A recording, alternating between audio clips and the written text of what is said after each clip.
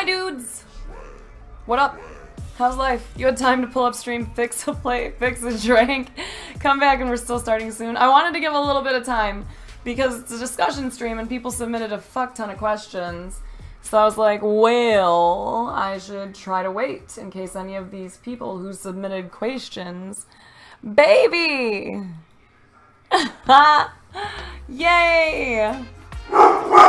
What are you barking at? I'm not yaying at anyone over there. Oh, and there's no alert sound, but oh my god. I got hung up on my fucking thing here. Money! You're the bestest. I love you. 20 months. Yay! Okay. Shut up, shut up. Anyways, shut up. You're all the worst. So yeah, we're gonna talk about stream stuff today. That's the plan tonight. I mean, because it is not really day anymore. I got to hang out with my little sister today, which I don't get to do as often as I would like. So it was really nice. We had some food, went grocery shopping, which I really needed, and I introduced her to Moana. And if you haven't seen it and you like things that are good but will like destroy and then rebuild your heart, you should watch Moana. Because that's basically what you'll get out of it. My puppies are going crazy in the background right now. I don't know what their deal is. So sorry, dudes.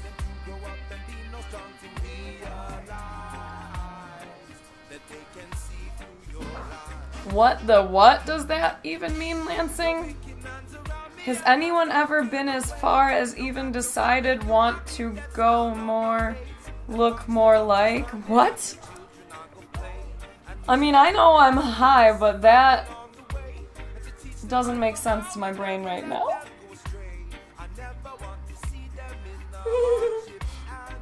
Lansing, what? Does anyone know what the fuck you're saying? Want to do go?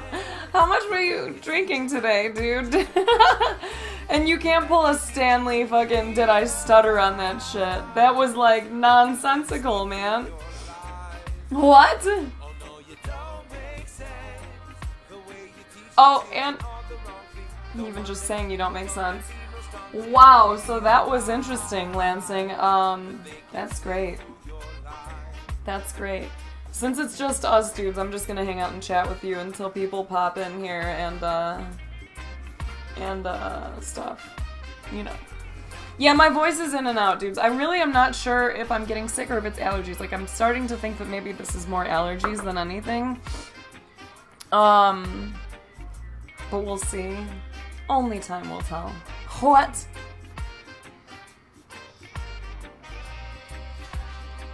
What in the what is that from? What the fuck?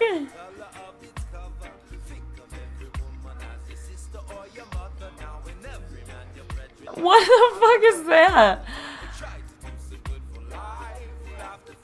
What is this from? Why is it a thing? I can't even handle that question. That hurts me. That hurts me so much. Oh my god. Like, I know I'm a little high, but like, that is really fucking with my brain.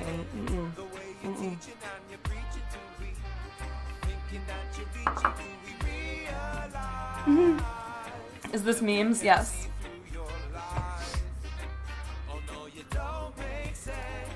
It's so good though, Rossum. Okay. Rec with the first question.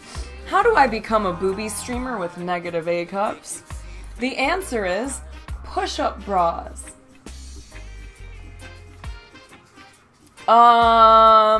Interesting. Hello, hi.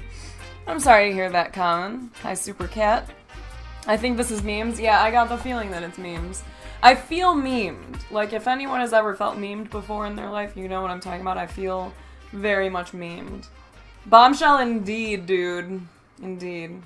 When is the last time someone bought you flowers? Oh, I gotta think now. I think money on my birthday. Wait, it was teddy bear. Was there flowers too? I think it was just... Wait. Yes. Yes. Bumps into stuff on the way into chat. Hi, Lamans. I'm a meme. Your fucking face is a meme. Suck on my balls. Hi, Hyperion. What if there's nothing to push up? Buy those, one of my friends when we were younger, she had those little fucking thingies you stick in there. They look like little chicken cutlets. Just stick those up in your bra. How do you get to be as great as you on PUBG? You follow the fucking line. Follow the line. The line will guide you.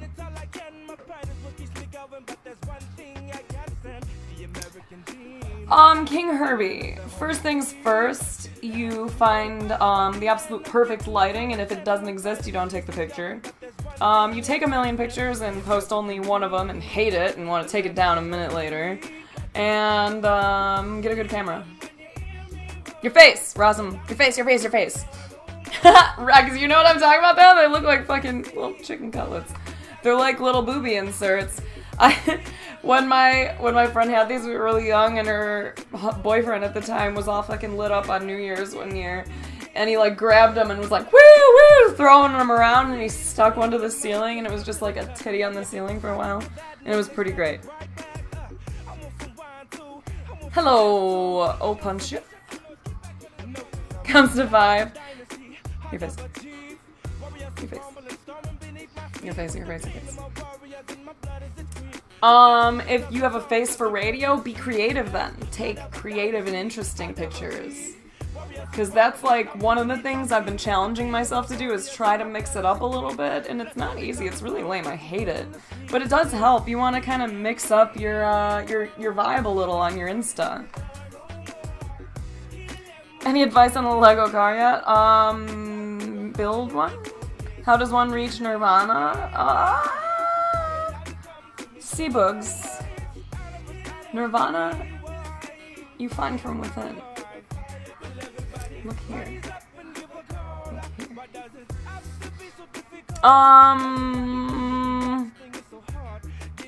Oh, nice, Upright Lion. Did you blow yourself up? What's my favorite color of Otter Pop? What? Oh, I was like, what the fuck is an Otter Pop? It's a fucking, what did we call those? Freezy Pop. Oh my god, I don't even know, dude. I want to look at them now, though. I like orange, green, yellow, and red. And purple. Everything but blue. Yo, what up, Blackheart? Hi, Mulder. How do you handle being in a long-distance relationship? It's not the easiest thing in the world, to be perfectly honest. You definitely need a lot of, like, trust, and you need to be able to communicate really effectively. Because it's very frustrating at times when you can't get, like, the whole picture of what's going on in their life, and you can't be around them, and it's hard to not get jealous of certain things or activities or situations. So you just really have to trust them, you really have to be open to talking, and try to make time for each other. How do you keep all 10 of your girlfriends happy? Give them money. And feed them foods. Hi, Blonde Voyager. Do I call it pop, soda, or pop? When I was growing up, I think it was always pop. But nowadays, I think I call it soda. I try to avoid drinking it in general, so I don't say it as often as I used to. I'm sorry, the blue isn't the best. Wait, Blonde, did I say hi to you or just think it in my brain? How do you handle Duple? You love him. You just give him all your love. You just love him hard. Ah, nice, Lion. Noise. I'm broke, but I can cook. There you go. You know that meme? Like, that's all girls want? Just feed me and tell me I'm pretty.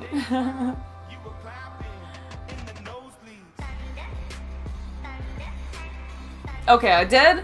Cool. Cool. My brain is still a little slow.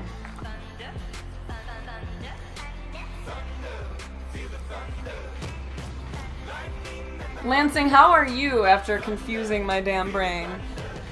You should know I'm not, like, capable of handling that.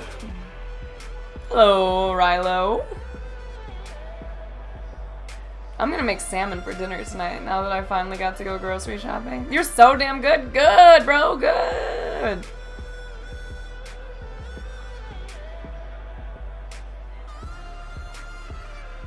Man, growing up I always said pop. The reason I think I started saying soda is because I started working in a corporate office and I dealt with people from all over the US, Canada, and Mexico.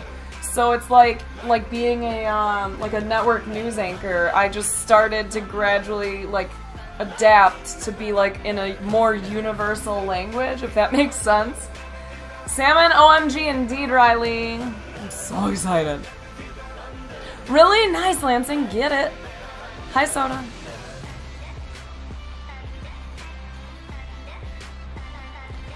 Ooh, that's interesting. I would probably go with fly. Being able... Okay.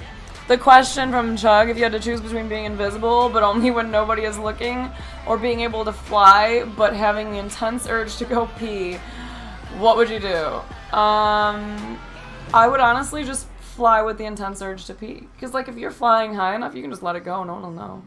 Just dress appropriately for that situation. See? Relo knows what's up. Do you make love or magic? I hate that question. Still fly, right? You're still flying.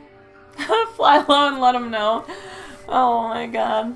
Well, like, okay, so in this theoretical situation, hi baby, where you can fly, like, you can probably convince people that your piss does something magical for the earth, because you have the magic to fly, right? So you'll just, like, fly over things, like, pick paths that go over crops or something and, like, pee on them, or, like, pee on people's houses and tell them that you're blessing them or something, you know what I mean?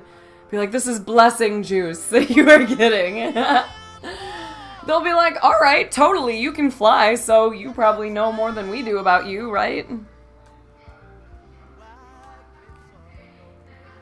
Oh boy, hi visual. Exactly, Clumsby. Clumsby, oh my god, I can't even words.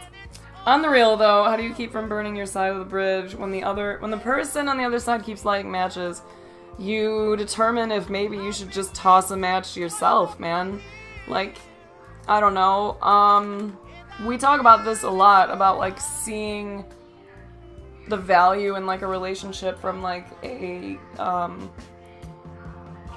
standpoint of, like, the impact on your own happiness, you know what I mean? Like, does this relationship, does this thing, does this person, does this job, whatever, bring me joy? And if not, if you can't find some good, like, real, true, like, happy feelings from it, then you might consider distancing yourself from it.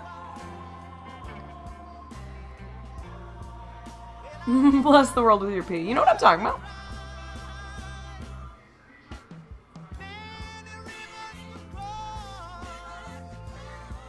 Slap him. Lemon's amazing advice. We just got loud up there. Hello, Dev. Okay. King Hurry, when it's just me and Deepbot chilling on live, do I still conduct myself like people may be lurking, or what did you do in that scenario? Yes, totally. You, if you're gonna do this, if you're gonna be a broadcaster, or if you're gonna be like an internet person, like even on YouTube, you have to start getting comfortable with like talking to yourself, because you're basically doing that whenever you carry around a device somewhere, especially if you're just recording and you're not doing a live stream. Like, if you're out in public and you're trying to record with your phone and you feel, like, way too awkward talking to yourself, it's gonna be a really hard video to do. It's gonna be very awkward in general. So, it's good to get in the habit of, like, narrating the things that you're doing when you're live, even if there's no one there to see it. Treat it as if you're talking to the audience that watches the rebroadcast or whatever. Like, they watch it from your video storage. Why is my brain so broken? Your past broadcast. Holy shit, that was hard. Money, are you playing it? Do you like it? But like, really, just, even if it makes you feel better to do that, like, as you start your stream, just be like, hey, this is for all of you who decided to watch this now. You know what I mean? And then just kind of treat it like you're doing a video recording for people. And see how that goes for you. You might get some people coming in and you can interact with them. Otherwise, your other option is to try to plan a lot of play with your friends. and talk to them, you know, because then you have some natural and like interaction happening. So if someone stumbles upon your stream, they're not there waiting to try and get you to talk about something, because they've either come in and you're talking to yourself, or they come in the middle of like a conversation between you and someone who you're playing with, whether you're like instructing them or just joking around with them, you know. And in that respect, I think it's best to try to keep it as light as you can when you're playing with friends and you're starting to grow your community, you know? Because it's really easy to get hung up on like inside jokes and just rip on each other and be ridiculous. And if someone comes in, they might not know how to insert themselves into that. So they'll just kind of like lurk and then maybe dip if it doesn't seem like it's their style. And a lot of us are really savage with our friends, so sometimes we're not exactly putting on like our best faces that way too. So I recommend playing with friends and doing multis and stuff in the beginning, but just try to keep that in mind, that like you want it to be an open and like welcoming environment.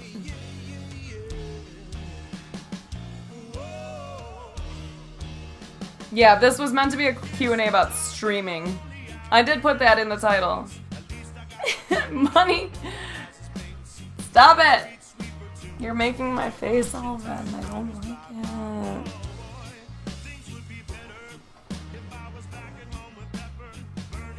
it. Clumsy, I was actually waiting because I figured it would probably, people would start popping up in here and it would start to turn into like actual streaming discussions, and once we got to that point I can start going through these.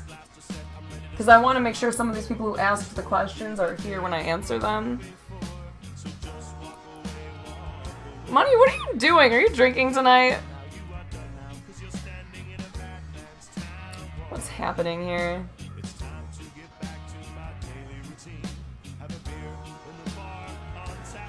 What the? Oh my god, Dev. Awesome. Great. Wonderful. Alright, I'm looking through the questions right now too. Sir Doom34 asked, is mayonnaise a streaming equipment? So I just wanted to clarify, yes, mayonnaise is a streaming equipment. I switched from OBS to mayonnaise. Yeah, you can totally ask it now and then I'll just keep in mind that I answered it later, you know? Money lit confirmed. I fucking hope so. Money still has to 1BQ you. That's true.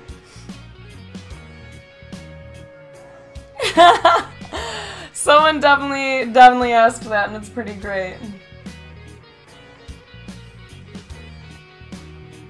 All right, let's scroll and see. Auto DMs, definitely terrible. Leverical, I'm not here, Kappa. Oh my god, Leverical just dropped $1 on me. That means she's the leader of the pack. I keep hitting my dolphins lately. What is my deal? What's wrong with me? Thank you, Lyrical. Thanks for the $1. I'm sorry the alerts don't go on during IRL streams. Not drunk, but Red Bulls are good? What? Thank you, Thasha.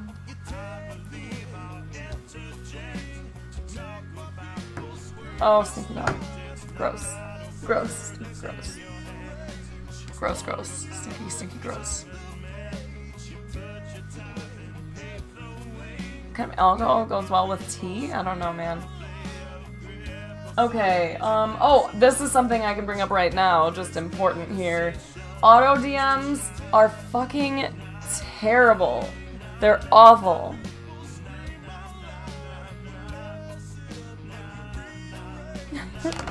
What a crackhead. Yo, C-Books. Yes, yes. How many of you guys, like, immediately question your decision to follow someone when you get an auto DM? Like, I'm just gonna raise my hand real quick, because I'm not a fan. I'm not a fan.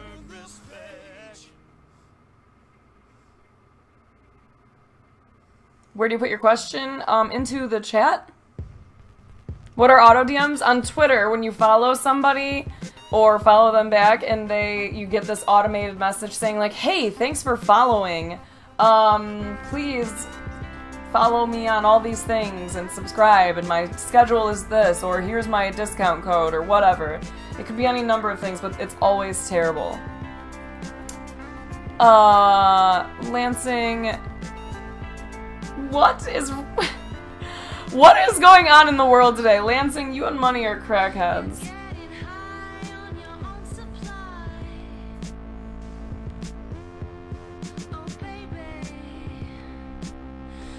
Excuse me, I'm so sorry.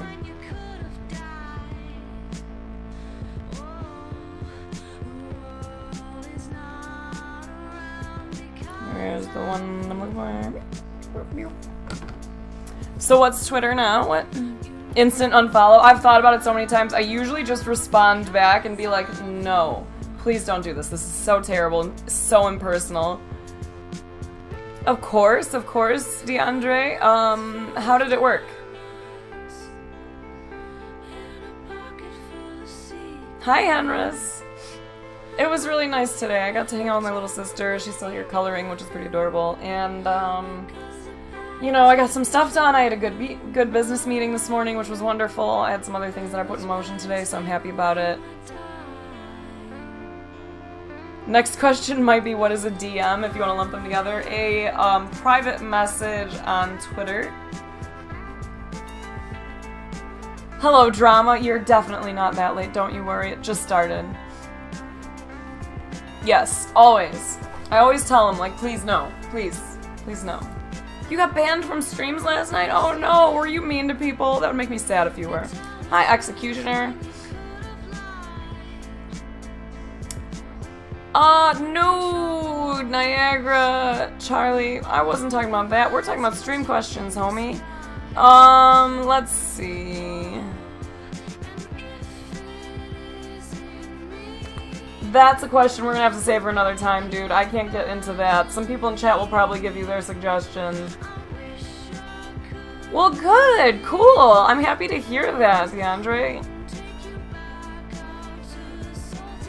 I don't know. We'll see how far she gets if she wants to share it. Hello, Visual. Day has been very nice. Got a lot done. Feeling optimistic.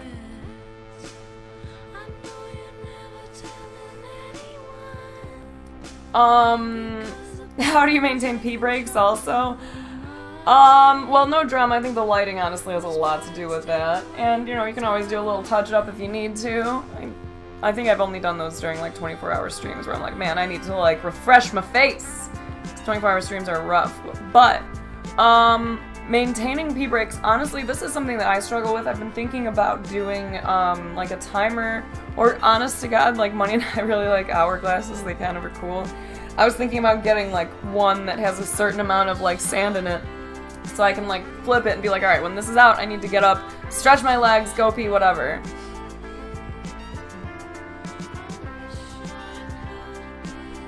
We are basically all trolls, yes, yes.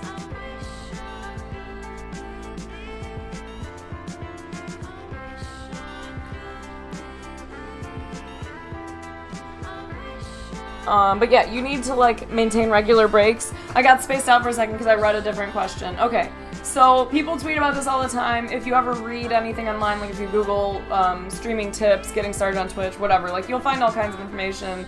One of the things that they always advocate is being good to your body, like taking care of yourself. So you do want to make sure that you get up and stretch your legs every so often. You need to make sure you're drinking water.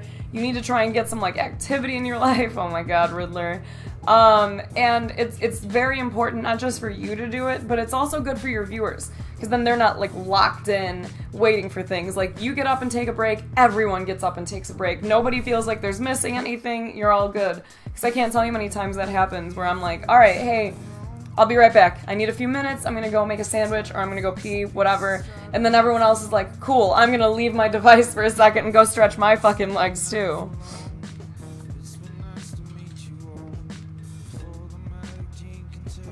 A catheter is a big ol' straw looking thing that goes up your pee hole and allows you to pee in a bag. Lyrical. To just break that down. MLG catheter. Yup. Okay, so I saw your question about pros and cons of XSplit versus OBS. So, Clumsby, for me, I don't know, because, like, I started out with OBS. That's what I, like, knew from the beginning, but I kept running into issues with it, with updates, with weird errors when it started. What up, Super Shadow? Perfect, Chuck. So, I really liked OBS, then it switched to OBS Studio. I really dug that as well. I was a big fan, but it started bugging out for me.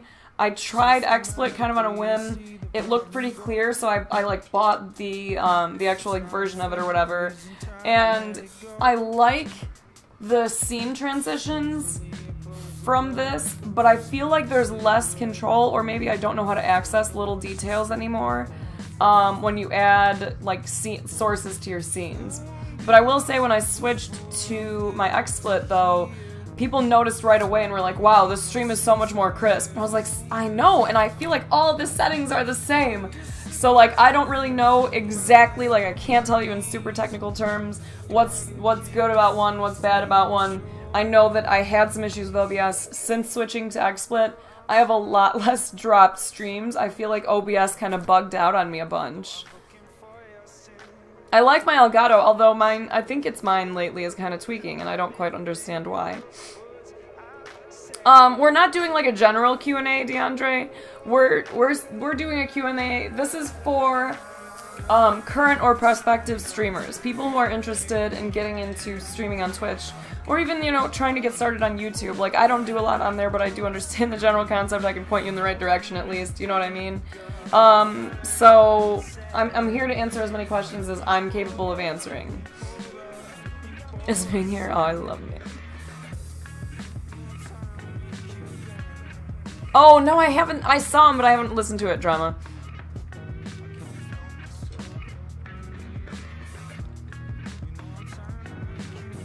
Oh, Rek, you're asking money questions? That's so cute. Where did he go? Money.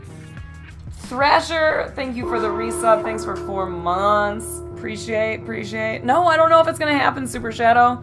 Nothing's been planned. It kind of fell through for this past month, so we'll see what happens next. Oh,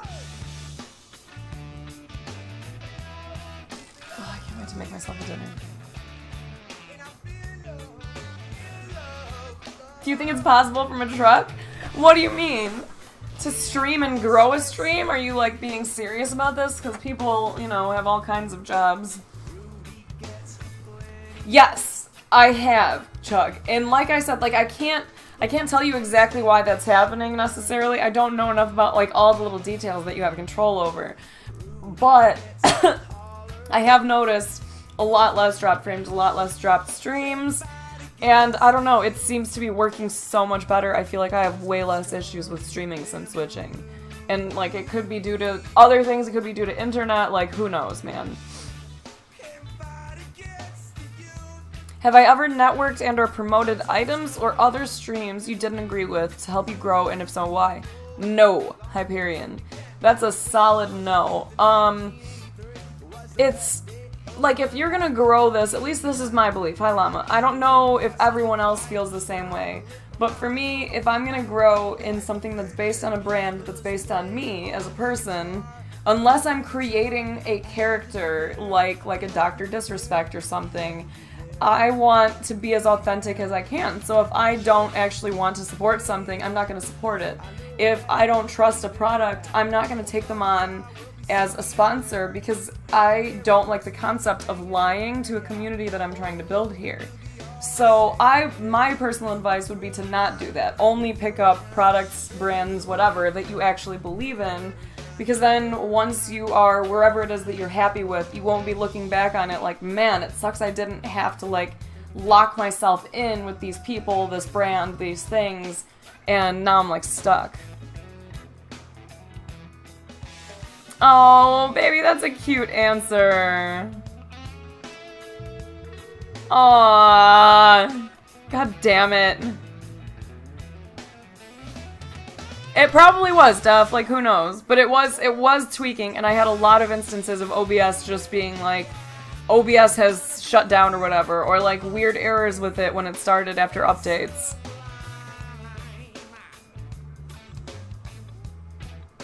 I use XSplit. How do I say your name? Mazik? Cursip. Oh, that's nice. I like that you can do a test on that too in XSplit. I can't remember if you can do the same test in OBS. Nice, Don. Oh, Rack, that's cute. That's cute, that's cute. Coffee Mate sponsor. Oh my god, right? I need to get that Coffee Mate sponsorship. Like, I don't even care. They could give me 1%. If they send me some free creamer, I will be hype. Because I already promote them. I just like, you know, I would like a little payoff because I love the fuck out of them. I just want some... I've turned so many people onto Italian sweet cream.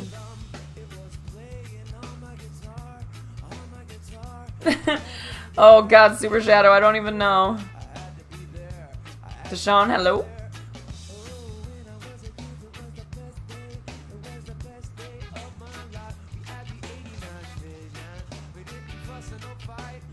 Ooh, yeah, if you don't have the data, you definitely can't do it. Did you see Lucky and Buttwipe's tweet after GuardianCon about how much data they went through from how many days of streaming? I think if you managed to do an unlimited, it would be cool. Especially if you, like, had something interesting that you could do driving. You know what I mean? It would be kind of cool if you could just, like, tell stories. And then, like, after you're stopped, take a look over and read chat. But obviously, like, you would need to be super safe. Cerebral, thank you for the biddies! Okay, my nose itches, I'm sorry.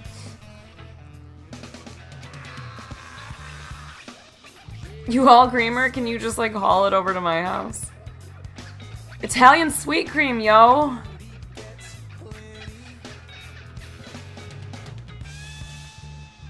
Alright, I feel like I missed a question. Do you think it's better to stream it all, or to stream with a subpar setup and no camera than to not stream at all?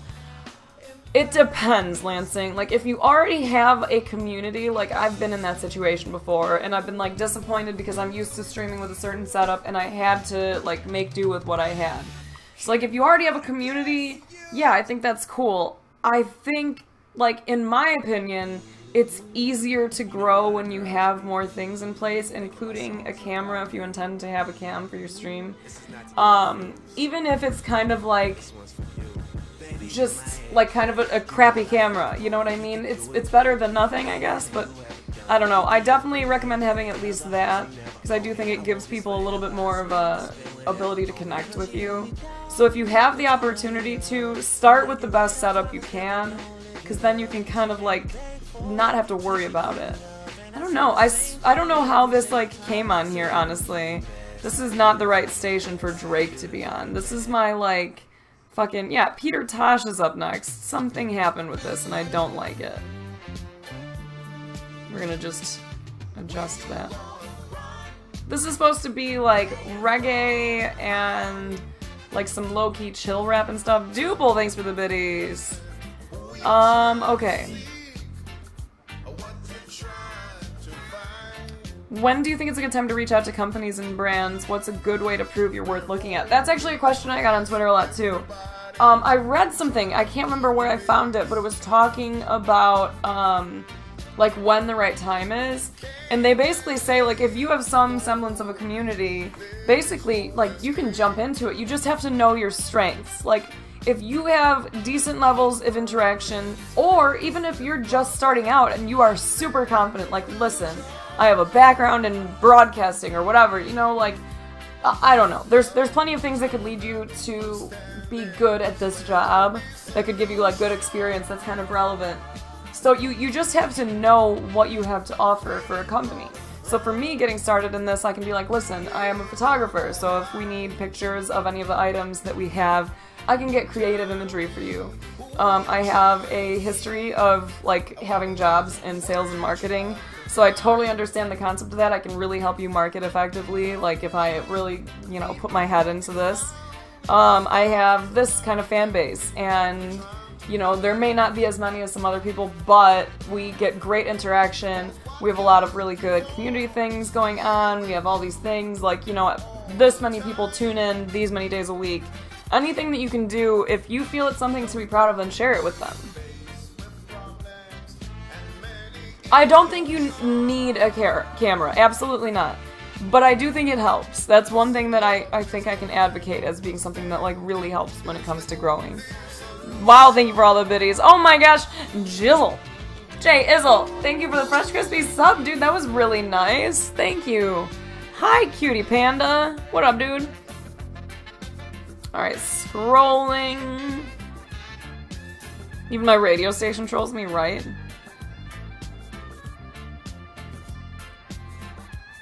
They closed? I don't know, like, anything about life anymore. I don't spend enough time downtown these days. You got a question? How long have I been a girl? Let's see, Micah. Oh, wow. Longer than you've been a fuckboy, because it looks like you just signed up in 2014. Yeah, you know, I was, like, born one and stuff, and I think being one for as long as I have been has, reminded me that there's a lot of fuckboys like you in the world. And, yeah, God. I just can't even get started on you. That was just such a lame question. Alright, anyways, you like the emote? Noise. Would I start playing other games if there was a lack of interest in what I was currently playing? Yes and no! Like, it depends if you... This goes back to, like, what you have in place already. Like, I've noticed... It depends on the type of streamer, but there are some people who, like, it doesn't matter what the fuck you're doing, you are entertaining at everything you do. People will watch you, like, just stare at a wall, you know what I mean? So, if you feel like people will follow you, even if you're kind of starting a little bit lower than where you were at, then fuck around, do what you want to do. You might build up something because you're doing something that you really enjoy and you're passionate about it and people like it. Otherwise, like, if you really want to stick to directories that are really lit to make it a little bit easier, I guess, to be seen because there's so many other people who might be scrolling, then you can always stick to those really busy ones. Oh my god, doggy fart. Oh my god, it's almost time. It's almost gonna get splooshed. What is my most prized piece of gear or equipment? Ooh, that's tough, dude.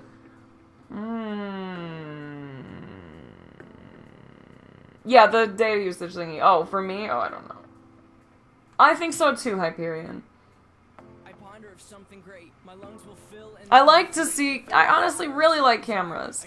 I like to get a picture of who I'm dealing with. I like to get, like, a little more personal, you know what I mean? I really enjoy the relationship building aspect of this job and the like, connections that you can build on this site. But I feel like, and this is just me, like I said, there are so many instances of people who do not stream with a cam and do just wonderful for themselves. But I really like that you can kind of address the camera more, and people can see you making weird faces, and I think it gives you more opportunities to be fun. Thank you for all the biddies, you guys! My phone is giant, and it's amazing, I know. How did you get to be so sassy? Is there hope for the rest of us to be on your level someday? I'm fortunate enough to have been raised in a family with a lot of strong and sarcastic women. So I feel like I've been, like, born and raised in like, Sassville.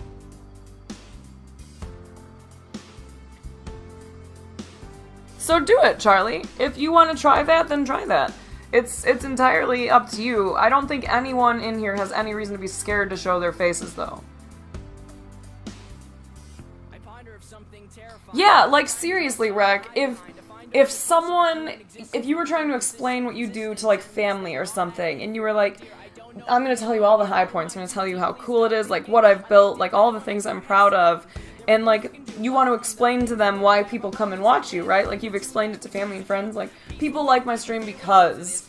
You can do that with your potential sponsors, because that's what I like to do. I like to kind of go into a little bit of detail, like, hey, here's all the things that I'm like really proud of. Here's some things that really go well in my stream, and it's based on what other people have said, not just like me. I get a lot of compliments on this. It's a very welcoming environment, you know what I mean? Like, we discuss this stuff all the time. Like, I post all the time. You know what I mean? You can talk about your growth if you haven't been around for a long time, but you've seen some really positive growth in your numbers or whatever. You can talk about that. Giveaways for your followers and subs. Yay or nay? I say yay, but there's a way that I think makes it a little bit harder for you to get the most out of it, or for your community to get the most out of it. So, like, for me personally, whenever I did giveaways and I put, like, a giveaway in the title in order to try and draw people in, I was finding that I was only getting people in for the giveaway and then they would just fucking leave again. Like, this chat would be really lit for those 5 minutes the raffle was open, and then it was over and back to normal, and maybe a few people would stay here and there. But that wasn't quite enough for me, and it started to feel, to me, and this was just from my experience, like there are plenty of people who do their own thing and it works out and it's great.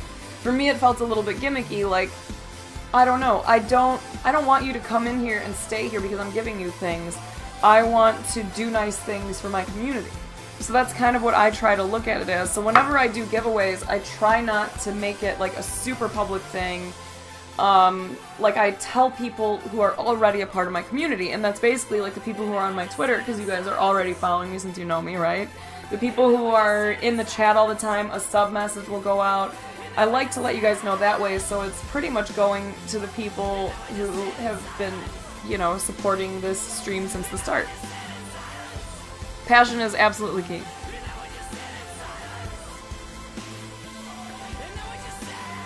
It is really tough to grow as a variety streamer. Once you've established yourself, like from what I've seen, you can kind of do whatever the fuck you want. But in the beginning, I would agree, you kind of do need to stick in one directory because it allows you to build a community and a network with the other streamers in it as well. What up, Def? Hey, Cocaine. But definitely, yeah, don't be afraid to switch games. You know, be bold, do the things that you enjoy, but know that it will be a little bit harder. Because I feel like time spent in a directory definitely contributes to your growth on Twitch. Because people who are in the same directory as you regularly will notice you and might pop in thinking, hey, we're similar, we could be friends, you know? Would I recommend starting when a new game comes out, so you're not competing with established streamers or huge communities, or would it be better to jump in and play, say, D2, even though there'd be huge competition? BJ, I would say, like, from my opinion, I've never been one to want to shy away from a challenge, even if it's, like, relating to my job or whatever. So, like, why not jump in a directory that is fucking lit? Like, obviously, everyone wants to play this. There are a lot of people who like to go to the top of the directory and just browse through those channels. There are so many people who love to just scroll to the bottom and support new streamers. There are so many people who I met when I first started out that were just, like, so supportive. Like, hey, you're new to this? Let me help you out. You can throw new broadcaster in your title. You know, put some more fun into it other than just blank, like, new broadcaster, but, like, you can let people know, like, hey, I'm just getting started, and a lot of times people like to go into those streams and support. So, I don't think you should be deterred. I think you just can put your time in, because, like, when I started in Destiny 1, and I started when the directory was fucking lit. It was always in, like, the top 2 or 3 on Twitch, I think. So it was pretty awesome, but I definitely remember being at the absolute bottom, and you just slowly climb, and if you try streaming with a good schedule, but maybe mix up your hours, see what works for you, you know, people are gonna start to notice you.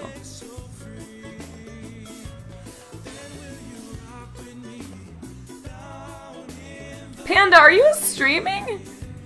What do you mean you're struggling with commentary? That's true, Phasian. That's true. Ooh, I want chips. No, I don't want chips. No, I want chips. No, I don't want chips.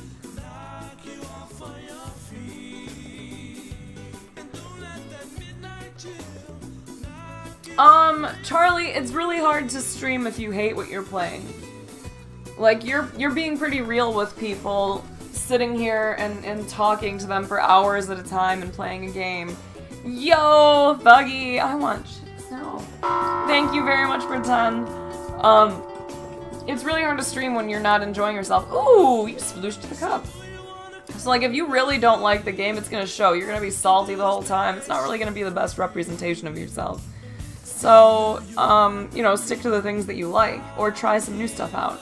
Or try to find a way to make the game that you're playing more fun. You know, think out of the box, make it into a drinking game, whatever, you know what I mean?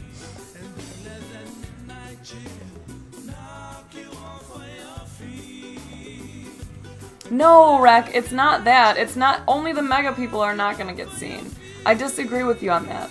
I think this is great because there's gonna be so much interest in the game, and a lot of people want streams where they can converse. They want to be able to go into a stream and pop in and ask a question about the game and actually be answered, and have someone say their name and, like, interact with them. those larger streams can't always offer that. That one-to-one connection, I lost a lot of those people when my stream grew because they really wanted to make sure that they always got really good close attention, that they always had an opportunity to play with you, whatever.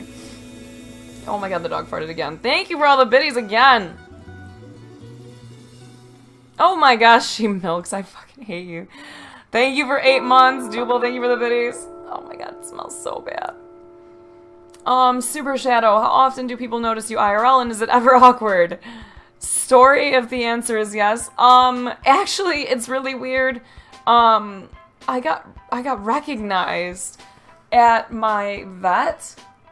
Like, I was literally taking my fucking dogs to the vet, and I'm paying or getting set up or something, and the woman behind the counter takes my email and then looks up and she's like, wait, are you She Snaps? I follow you on Twitch. And I was like, what? And I looked like shit. Like, I was bringing my dog to the vet, man. My face is all fucking busted up looking. I definitely didn't have makeup on. So it's pretty strange. But that's Madam Mortician. She streams on Twitch too. So I did not expect that. And it happened at the airport a couple of times, which was kind of crazy. But it's usually around meetups, because like everyone's kind of going there anyways.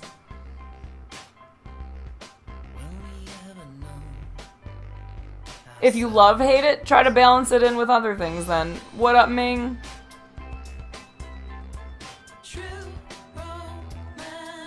No, that'll never happen, Trauma. I'll always do my best to have streams where I can like actually take time to talk to you guys. Do it, Def. Do it. Thanks, Phasian. Puppies are good. DJ Blue. Alright, I'm scrolling.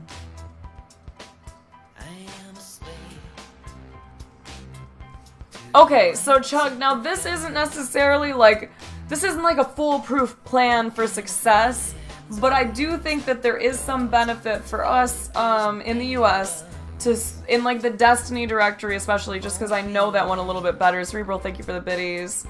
It was really strange, Alpha. It was really fucking strange. It honestly gave me like a lot of anxiety going out in the world now, because I'm like, man, if that's like I'm finding out more and more that there are a lot of people near me, and like even in downtown Chicago, like all over the place, there are a lot of people.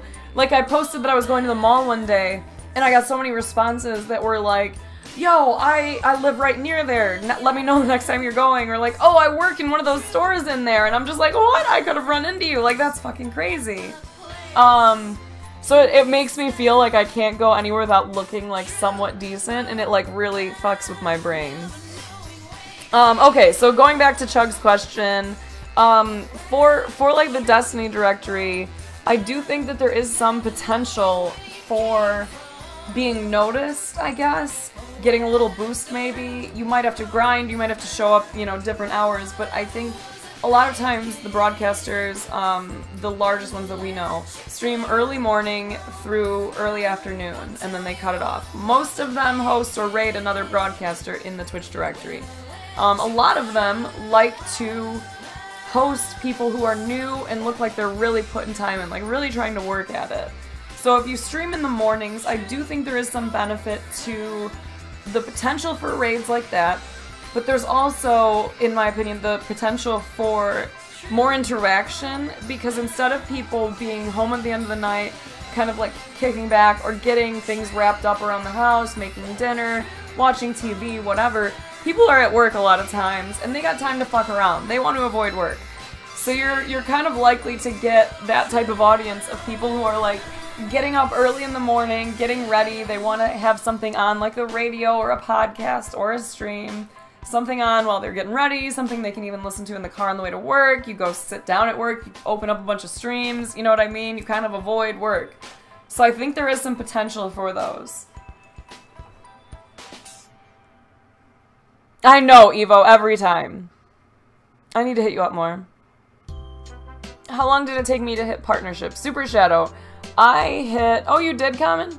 I hit partner 5 months after I started broadcasting on Twitch. And I can tell you, like, I do know those results are not typical. I am incredibly proud of it, but I know, like, in a lot of situations, I'm sure I just got fucking lucky, honestly. I did work really, really hard, but it you know, hard work doesn't necessarily guarantee success in a business like broadcasting. So, I don't know, it's, I streamed crazy long hours. Like, I put myself through some shit to grow this stream, and sometimes I'm like, I regret stressing myself out so much over this, and sometimes I look at it and I'm like, man, if I hadn't done that, where would I be? Would it still have worked out the same? I don't know. Agreed. Yeah, absolutely, Cobbleslong. Totally. Would I be mad at you if you brought the cleavage out? Yo, rock them titties if you want to rock them titties. Do what you want to do. Was it persistence or a big event that got you to your current popularity? A combination of things. A lot of the people who rated me in the beginning, who like really brought in like a lot of big viewers and stuff, you know, bumping me from maybe 15 to 30 to 100 or something for a night, they would tell me afterwards, like, you know, I hosted you because you were just putting work in. I had my buttons, I had my overlay, which I know isn't always possible, but like I am jealous, Fajan. I had all my shit put together, and I was streaming crazy long hours. I got up in the morning, Evo, exactly, like they called me the Iron Strimma, because I was on in the morning, I was on in the afternoon, I was on at fucking night. I used to stream 10 to like 16-hour days, man, and then when I was done with streaming, I would go browse Twitch, and I would talk to other people, and I would learn from them, and I would just hang out and interact and enjoy my time and try and support other people, you know? Dropping tips if I had money, trying to sub whenever I could, hyping them up on Twitter if possible, like, hey, this was cool, it just happened in this stream, it was pretty entertaining. You know, really trying to support the people who I felt were interesting, were good broadcasters also. So I really enjoyed, I really loved streaming, so I really like locked myself into it. And a lot of people told me that they hosted, rated, did whatever because they just saw my face so fucking much that they were like, I gotta hook it up.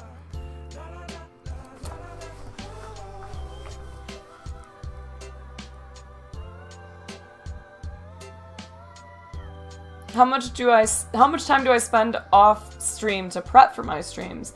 Meaning, like, going through my stuff on here? Meaning, like, getting ready, makeup, clothes, what?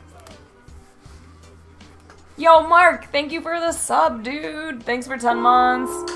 Yes, I would say good internet is important because especially, like, if someone hits you with a crazy rate, you don't want to be like, oh my god, I can't support everything that's happening here.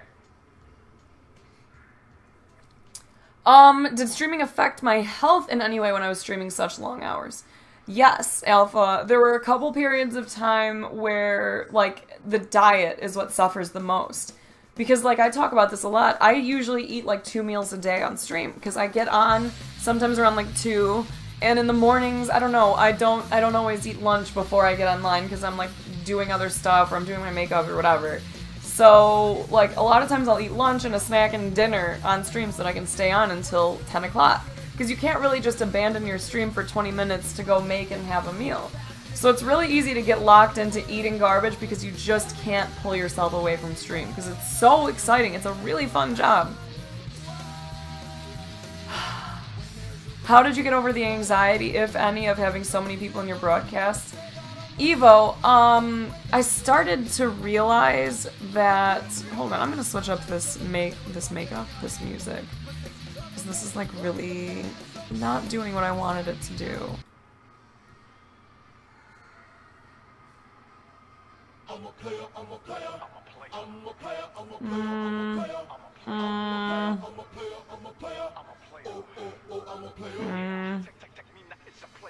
seeing what my other channels are. I might need to switch to YouTube. Then my little sister will lose connection. Oh, here we go. Perfect. Thank you for all the biddies again. Okay, so how did I get over the anxiety of having so many people in my broadcast? I don't know. It definitely takes time. I feel like there's no way to prepare yourself for it when you first start because you're so excited to have like one person watching you that the concept of having more doesn't really click. And then as you progress through it, it's like every time you're like, damn, if this is what my stream was like with X amount of people, what is it going to be like when this many people are in here? Or you get a really big raid and it's just crazy overwhelming because it's so hard to keep up. and people are just lighting you up with questions and stuff, like, it can be really, really challenging to not get overwhelmed and get, like, shocked by that, I guess. Yo, Baron with 15. Thank you so much. I don't know if there's any easy way to be like, okay, I'm not anxious about this concept anymore. I just needed something less, like, like, louder, aggressive. Big Daddy, I know, I really like. But, like, it helps to be confident in what you're doing. So if you feel like you have a good stream, try not to change too much and start overthinking it. Like, okay, they're all in here now, it's because of this thing I just did, so I have to keep myself at that pace, at that energy level, whatever. Like, keep doing you, and know that even if the numbers drop by a half, or by, you know, 95%, the people who stayed are the ones that you want. The people who left, they might come back another time, you know, who knows how much time they even had, whatever. Like, you can't get too upset about the ones that didn't stick around. Be pumped about everyone who did stay, because they obviously saw something that they liked.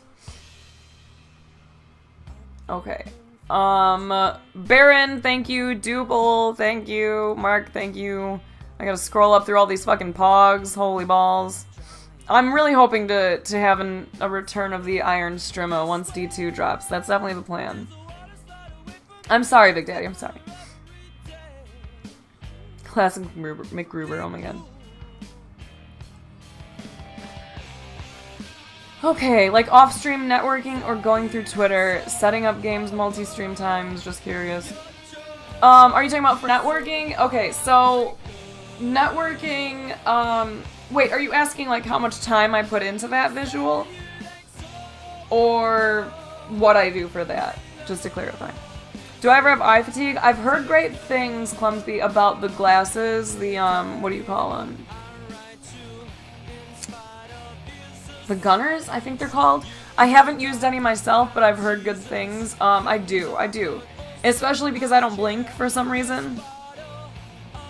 I didn't turn it off for Weezer, I turned it off for a station that should be milder. It just so happens to be on Weezer for some reason, so just, it's okay. We'll get through this. How do you feel growth potential for me? Oh, how do you feel growth potential for people like me would be that only have a max of 4 hours a day to play? Okay. Chug, you at least have a schedule, right? So that puts you in a good position. There's people online all the time. There may be hours that are bigger than others, better, whatever. But if you stick to it, you're gonna find an audience, you know what I mean?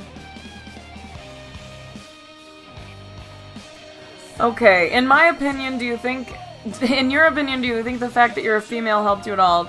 Trying not to sound like a sexist pig, but I'm much more likely to watch a random chick over a random dude. Alright, so... Goodness, that was so much to scroll through, goodness. Some friend rules for me? Alright, Ming, perfect.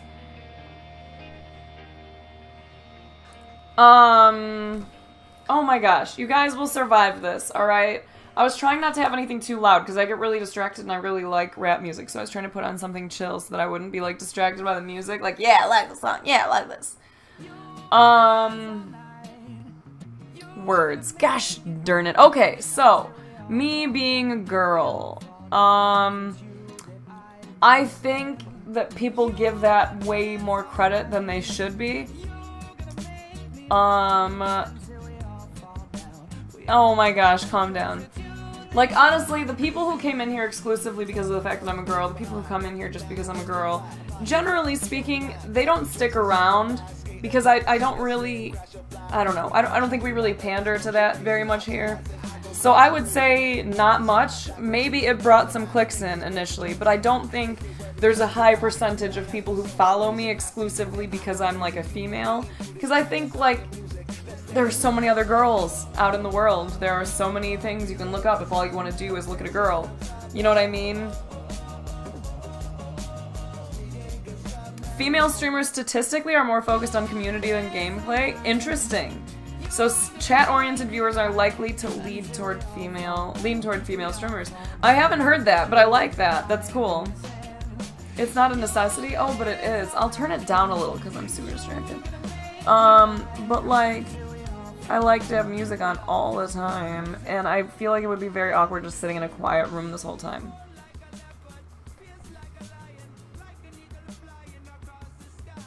Not an argument about titty streamers at all. Of course not. No, and that's exactly what, like, this stream is. It's generally pretty chat-oriented, or at least I attempt to be.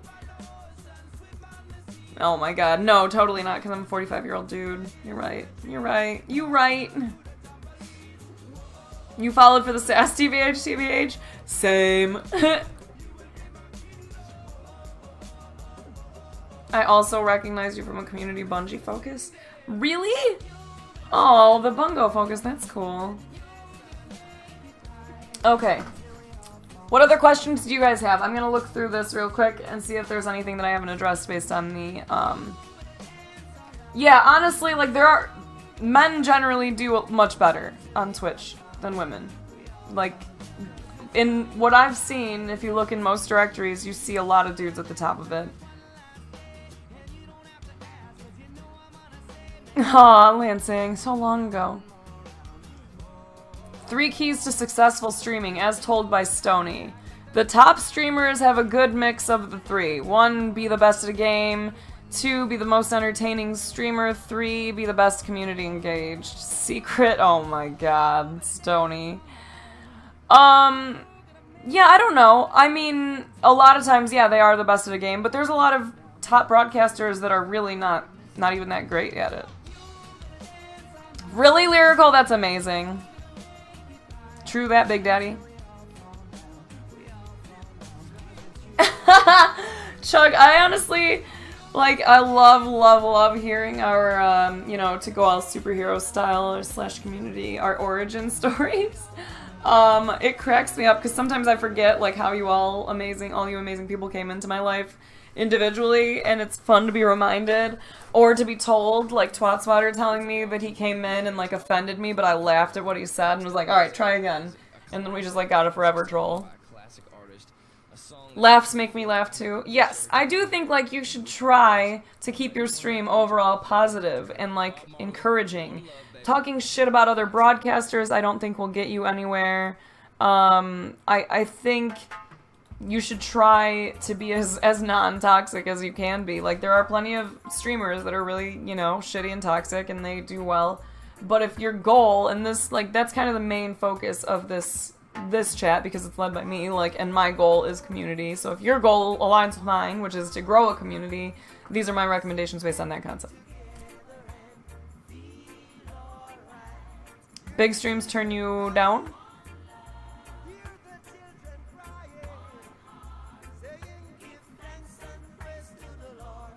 Yeah, he is crazy good at stuff, and he's also very entertaining. Yeah, like, at a certain point, if your community is going to be giant like that, you're going to interact in any way you can, like on Twitter, you know, interacting with people, responding to stuff. You know, you do what you can, but the chat environment isn't going to be your best community builder anymore.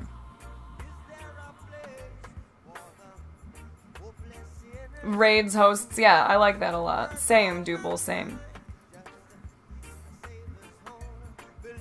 Oh my god, shut up, Chug. I don't know either, Ming, but I do remember when I knew I loved you, and that was my first time in your stream, when you were just, like, talking all kinds of, like, sassy shit, and the fucking, like, best line ever. How you don't know how your pussy work. And I was just like, oh my god, I love her. I had to pee so bad, I'm pretty sure I was trying to make dinner or something, and I stayed in your stream so much longer than I needed to be. Hi, Motzi. Lansing, it is crazy when they get to that point where, like, that's the only way that you can really guarantee an answer to your question is when you tip. Because, like, you can't blame the broadcasters, it's just the chat is going so fucking fast you can only pick out a couple of things at a time. Really dumb, and I've done the same. Like, I've browsed and lurked and kind of, like, low-key watched plenty of streams and been like, oh, I don't want to support someone who is that rude to, like, someone they're trying to carry or whatever, you know what I mean? Yes, TwitchCon House, yes, Dopa. So, like, are we partying there or what?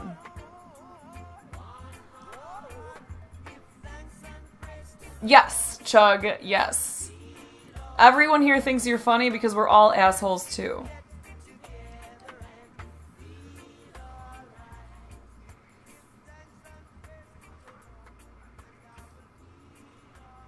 Alpha, and it's good. Not everyone has those same expectations of, like, not taking it to heart when a streamer doesn't say, like, doesn't see something that you sent.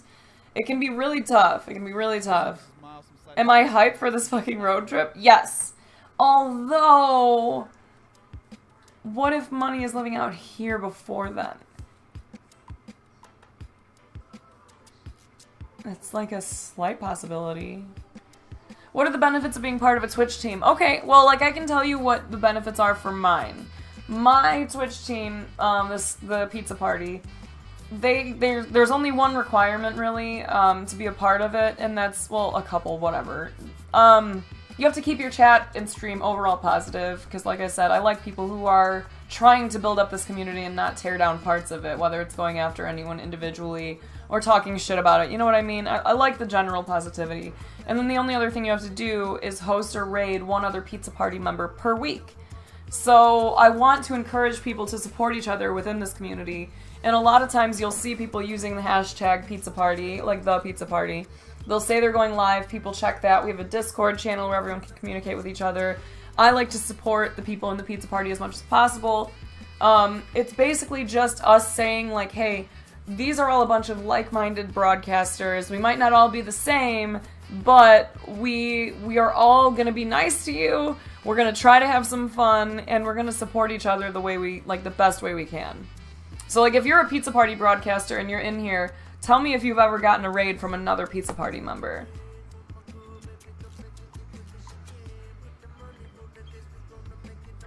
I'm definitely hyped though. Okay, let's see. Okay, so I have this scenario. What do you think about a streamer not inviting their subs and supporters to voice chat, but having their clanmates in chat, even when they were playing an entirely different game and chatting amongst themselves? That actually kind of goes back to what I was talking about earlier. Like, if you're trying to prompt interaction in your stream, I think it can be a lot harder when all you're doing is talking to your friends, and it's all inside jokes, and you're just kind of like, you know, roasting each other, hanging out, like you're just talking to your friends. If you guys are fucking hilarious, then maybe you will grow because you have this wonderful team dynamic. Otherwise, I think a lot of people have potential to feel alienated because they don't have a chance to, like, really be a part of it, because they don't know who the fuck it is that you're referencing jokes about that happened in some other game. You know, they don't know the type of rapport you guys have with each other, really. They might not feel like they really are welcome there. So, it really depends, but I would say it can be really confusing. I think it would be really hard to keep in party chat with someone who's not playing the same game I'm playing and then also stay up with chat. You're gonna meet Money soon, yes. Soon enough, because he's gonna be living here this fucking year. Drano, I'm sorry, darling. I would love to help you with that, but we'll do another IRL stream. We'll do relationships, mental health, all that kind of stuff. I can't get into that now because we'll get sidetracked super fast. Civilian, you actually, no one has answered that yet. Clumsby, for sure. Thanks for the biddies. Does streaming ever make your hobby feel like a job? Hi, Felix. Yes. But it's still cool because my job still, like, deep down feels like a labor of love. You know, like, I still love what I do. I still really enjoy this. So, there are plenty of times, yeah, where, like, Money will want a game, and I've just finished a 10-hour, 8-hour stream, and he'll be like, hey, let's go play some video games. And I'm like, oh, maybe if I had a console out here and I could just kick back and fuck around, but, like, I don't want to go back in my office. I just spent my entire day there, like, not even looking out the fucking window, really. I really like gaming, but, like, sometimes I just don't want to do it. If it's my day off, then a lot of times I'm more inclined to want to play, but I haven't had any games lately since Destiny has been so dead that I've been like, yeah, it's my day off, I'll go in my office and game more. Like, no, I don't know, it doesn't feel quite the same unless it's a game that I'm fucking addicted to. You want to touch this butt? Absolutely, Duple. We'll definitely do one. Hi, Nickel.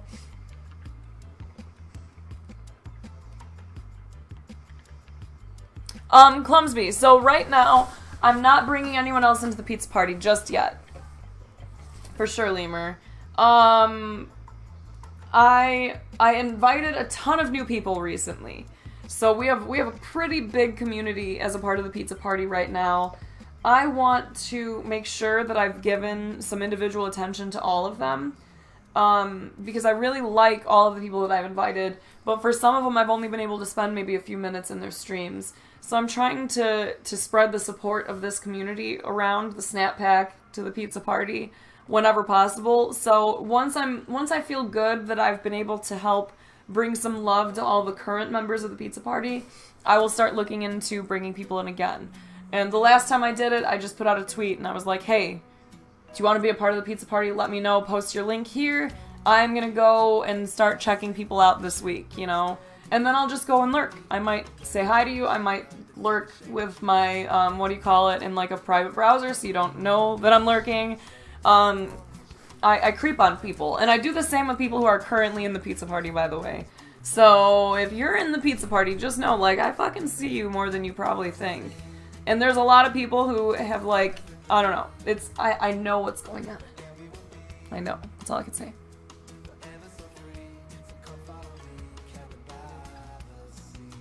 When money comes to stay and you get on the... I think so too, Alpha. And we talk about that a lot too, because like Money and I like to do things. Even if it's just going out for a walk, we generally are like relatively active and out there. He's a social creature too. So I think I will be much happier, just aside from the obvious like happy factor of like, hey, the person I love is no longer a fucking like full day's drive away from me. Well, like 26 hours or whatever. Okay, Chug say, I've been looking at streaming like being in a band. If you've ever experienced that, you know what I mean. You may be making $10 a day sleeping on a shoe in a van full of sweaty dudes, but at the end of the day, it's worth it if you love it. Yes. And if it doesn't feel like something that you can do, like if you honestly are thinking like, this is not, I'm not doing well with this, I feel like I'm not enjoying this, like it's not clicking for me, then, you know, there's no shame. It is really not for everybody. I'm always watching. I have eyes everywhere. You creep on people constantly? Nice, Ming. Noise. Mixed between stream and mental things? Meaning what, Common? Like taking time for yourself, or like, I guess being like open about that in your stream? Oh, really, Death? Ooh, I like that. Duple and Money and Wantonio all in the same place. Oh my god, it's so true. Someone quote Chuck Norris, please. Felix, you fucking know it though. Okay, let's scroll and see.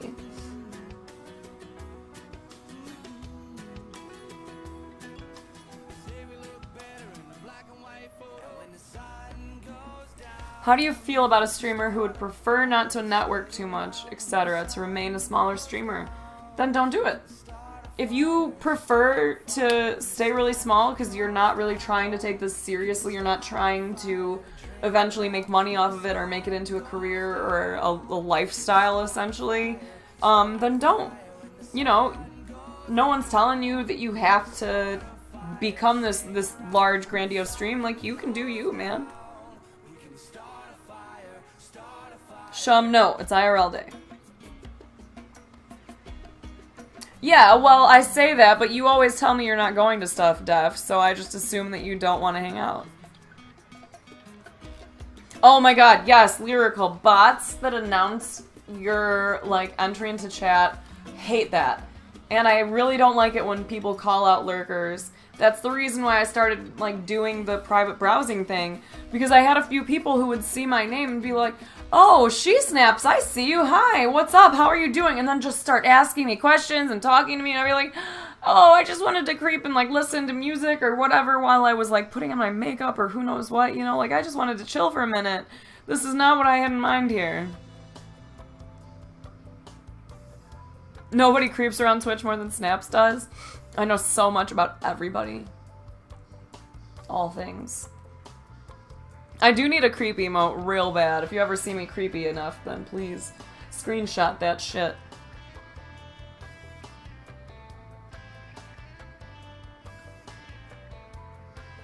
Yes, Alpha, I would agree.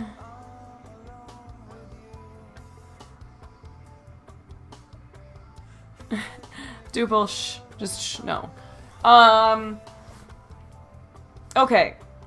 Alpha, I feel like a lot of people come to stream for interaction and not necessarily the games, but other streamers, it's only for the games. How do you balance the two as a streamer, focusing on the game versus, like, focusing on the game content versus interaction?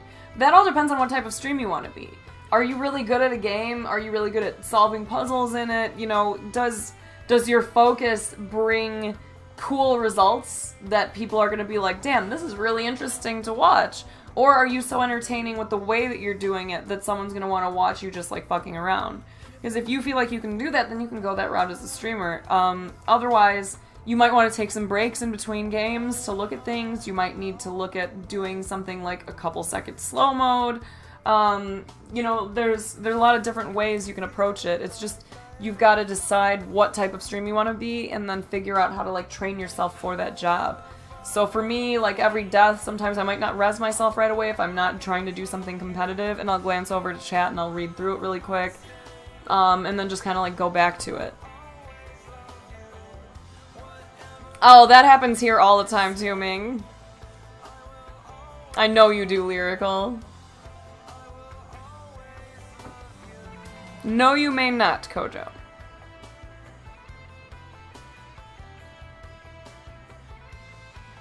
Ooh, yes, Chug. I would agree with that. Okay, so Chug said we should also discuss what kind of mods you have and how they should behave. I've left a lot of streams due to mods, whether they're basically a click that stifle viewer interaction, to acting like it's their stream, to adding to the toxicity as well. So, like, you have to be a little bit strict with this at times, and be like, hey, I appreciate you, because obviously your mods do a lot for you. Like, you guys save my ass. But at the same time, I have to do what's best for my stream. And if you're being a shithead to everyone who comes in, I'm gonna be like, listen, dude, I need you to tone that shit down or relinquish your sword. Because as soon as you give someone an icon in your chat or a badge like that, like you're saying this person knows what I want and is like free to enforce it at will. You know what I mean? Because no one's going to be sending you a message every single time like, hey, should I ban this person? Hey, how should I handle this? Like, you want people who know you and know your vibe and know what your plan is for your stream so that they don't fucks with it. So I would say, you know, if you have to talk to your streams or talk to your mods, make sure it's clear. For a while, every time I added a new mod, I would direct them to a list of shit like, hey, do me a favor, just take a quick peek at that. These are some things that I would prefer we don't do. You can do what you need to do. When someone follows or subs and they have an offensive Twitch name, how do you handle that? Do you say thank you and just not say their name? No. I ignore it entirely. And what I do, if somebody follows or subs or donates and they have an offensive name, the first thing I would do with a donation, by the way, is refund it. Because you don't want that to get called back anyways. So refund it, and then immediately, like let's say Levercle's name up here was a shitty name. I would just be like, okay, so let's just drop that. Like, I wouldn't say anything, look over, notice it, remove it, move on. No need to bring focus to it to make it seem like it was anything worth their troll attempt, you know what I mean? Hey, Trenya.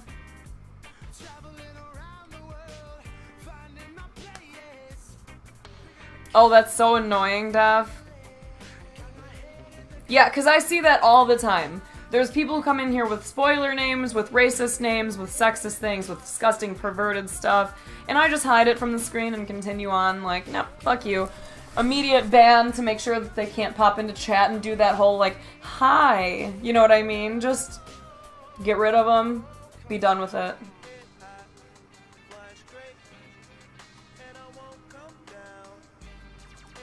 But yeah, like, don't be afraid to tell your mods exactly how you would prefer them to behave in your chat.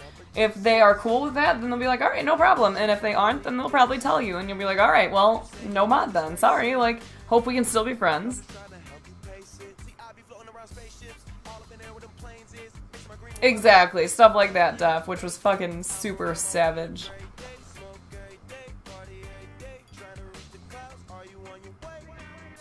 you have to get better at ignoring it.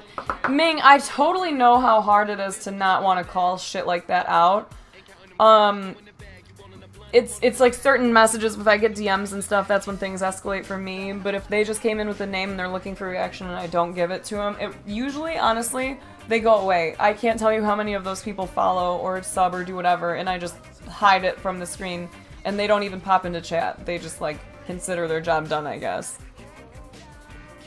Trenya, don't be afraid to guide the conversation in your chat, to say, like, hey, appreciate that you guys want to talk about this, but it's not my plan. Like, politics and religion will get people pissed off way too fast. So if you don't want to talk about it in your chat because you want to keep things light, like you can have real discussions of all kinds, but just stay away from those, people will respect that. And if they don't, give them a timeout, ban them, do whatever you feel is right, given the nature of the circumstances.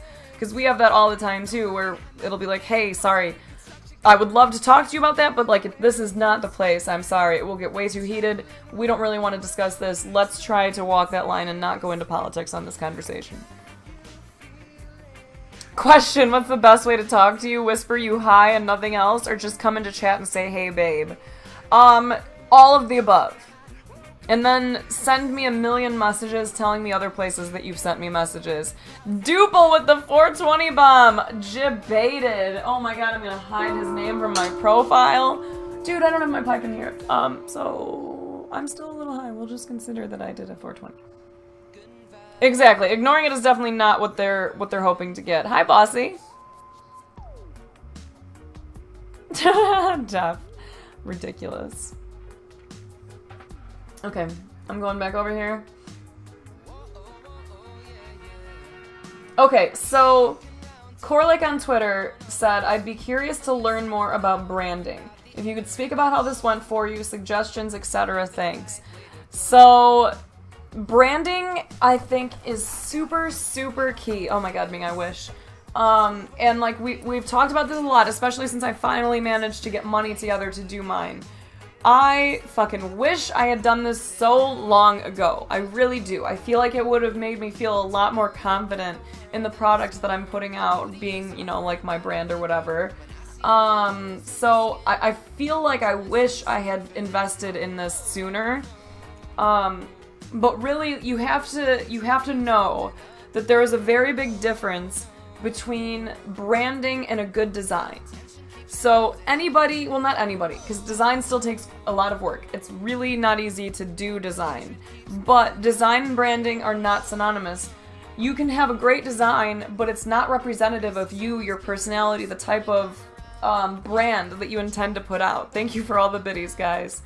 Def, Duple, you're awesome. So, like, to go with someone, when you want to put some money into it, when you want to invest in creating your brand identity, I would recommend finding someone who is an expert at branding. So look for that specific word, not just design, not logo design, none of that. You want the word branding. People can create logos with wonderful skill. Like, there's tons of creative people out there who can think of awesome things that you might think is funny or cool or whatever. But branding is a totally different thing. So, like, for me, I am fucking thrilled that I went with Twaz. Because Captain Twaz, you'll see his button on my profile, you'll see a link in chat if you do ! branding. He is an actual branding person. There's color science, there's a lot of things that actually go into branding. You know, there's a reason why McDonald's uses red and yellow. There's a reason why energy companies use green and blue. You know what I mean? There are different feelings that you can evoke or invoke or whatever that you can get from certain colors and from the presentation of said colors, or from sharp lines versus rounded ones, you know, 3D versus whatever. Like, you really want someone who knows what the fuck they're doing, and you can go to them and say, like, here is me. Like, this is my mission statement. This is how I explain my stream to others. These are the things about myself or about my brand that I really like and that I want to emphasize. And what they will do then is they will take their wonderful, or like if you have Twaz, his wonderful wizard mind, and he will keep all those things in mind, and he will create something that is unique to you. And you can then go back to it and be like, okay, I like this. Like, because I know what branding is like because of my web design and development business that I had in the past, and I worked with a lot of startups, I helped them, I worked with a branding expert, all that kind of stuff. So, like, I have a lot of faith in someone who does a good job with branding. And I had seen his previous work, I looked at his portfolio, which is very key, look through their portfolios, and basically just be like, alright, you obviously know what you're doing, I trust you, I like your work, here's my information about myself, do something with it. And that's what I did. I gave him full creative control. Yes, Business Snaps is coming out. Whatever, those of you who are in business know what I'm talking about. And even my stream kind of has like a mission statement. Like, we want to reach out and build a community. That's my mission, my goal. But like, for real, I highly recommend going with a branding expert. And if you're in this community, especially if you know him even a little bit, go with Twaz. Legit. Hit him up. He is going to create something awesome for you that really shows your personality, because 100%, I gave him full creative control. He knows me as a person. He knows, like, the vibe in here, and he nailed it. Like, there's colors, there's lines, like, the way that it was set up was designed to give you the feel of Chicago without spelling it out, you know? And in my brain, I'm thinking, like, how can I incorporate how much I love the city that I'm originally from, like, all the area that I'm in, whatever, into this branding without it being cheesy? Like, do I do Chicago stars? No, that's lame. Do I do the skyline somewhere? No, that's lame. How do I make my name cool, and, like, have that incorporated into it where it shows that I'm a female streamer, but that I'm not, like, the overly girly, even though, like, that's not, you know what I mean. Like, I wanted something that wasn't super, super feminine, that was strong, that was cool, and he did it. Like, everything that I wanted, I get that vibe from it. Color theory is complicated as fuck. If you can't afford any graphic design, save for it, honestly. Like, that's the only thing I can say. Create something yourself. There's lots of tutorials. Like, you can do a lot with the internet. You might be able to have some friends help you throw some stuff together. You do what you can to put something together that you like, and you, at some point, you do have to kind of have that mentality of, like, good is good enough. Like, I have something to start with, now I'm just gonna focus on my content.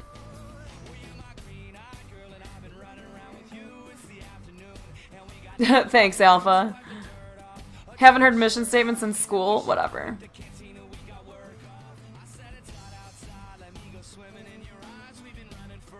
It was worth it just for the opening screen, right? I know, I love it too, Duple. And like, when he showed it to me, I did not have any feedback for him. There was no part of me that was like, oh, if only it had this. I was just like, dope, yup, and then I just wanted to show everybody, like, oh my god, I love this, oh my god, oh my god, oh my god, oh my god. Alpha, thank you for the biddies. Sarko, thank you so much for 19. Almost, dude. Thank you. Sarko, you're awesome.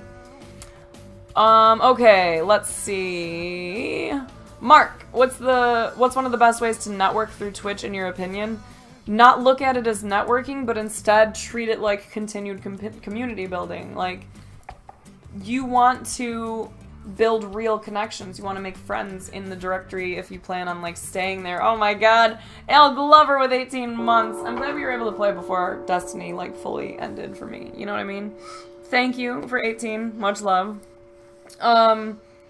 If you go about it with the thought in mind of, like, what can this streamer offer me? Are they big enough to help me grow my channel? Are they whatever enough so that I won't feel intimidated by them and we can play together? You know what I mean? You have to really look at it as, like, I want to make some friends in this because it'll make what I'm doing that much more entertaining, and we can support each other, and because we're both trying, or because I have confidence in their ability to do whatever, like, we can do good things for each other. Like, I will help them with this, they will help me with this, whatever. But try to focus on building that friendship and that relationship first without expecting anything in return, and things will eventually pay off for you. I made a lot of friends browsing through the Destiny directory, never mentioning that I streamed, never even saying it once, never whispering for feedback, nothing. I just spent a lot of time in a lot of different streams. I tried to have meaningful interactions with the streamers. You know, I wouldn't just go in and ask the same questions as everyone else does, like, how did you get into this? I don't know, anything like that, I guess. Like, I would try to think out of the box and be goofy once in a while and try and get them to laugh. Or I would try to just hang out and chat without even talking to the streamer. Just talk to the other people if their chat was entertaining. You know what I mean? Like, just try to enjoy yourselves and it'll work out for you, because people will start to recognize your name as someone who they know. And then they're gonna, like, naturally want to support you if they like you. They'll be like, hey, I know this dude. They spend all this time in my stream. Whatever. I'm gonna go hook him up with a raid right now. Do I like Tom Brady?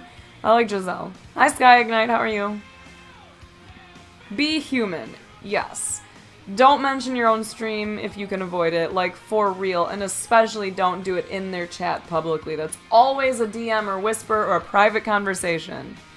Yes, it is possible to start off console streaming if you don't have other options. Crafty is a great example everyone likes to use for that. If you know what you're doing, if you can be entertaining, be good at the game, whatever, if you can keep chat interaction up, you can definitely start off with console streaming. I will say, try to make sure that you have some kind of good setup where you can keep an eye on Streamlabs or like your Twitch alerts essentially for follows, tips, bits, whatever. And make sure that you have a decent way of reading your chat. That's going to be key for you, whether it's on your phone, an iPad, a busted up computer, you know what I mean?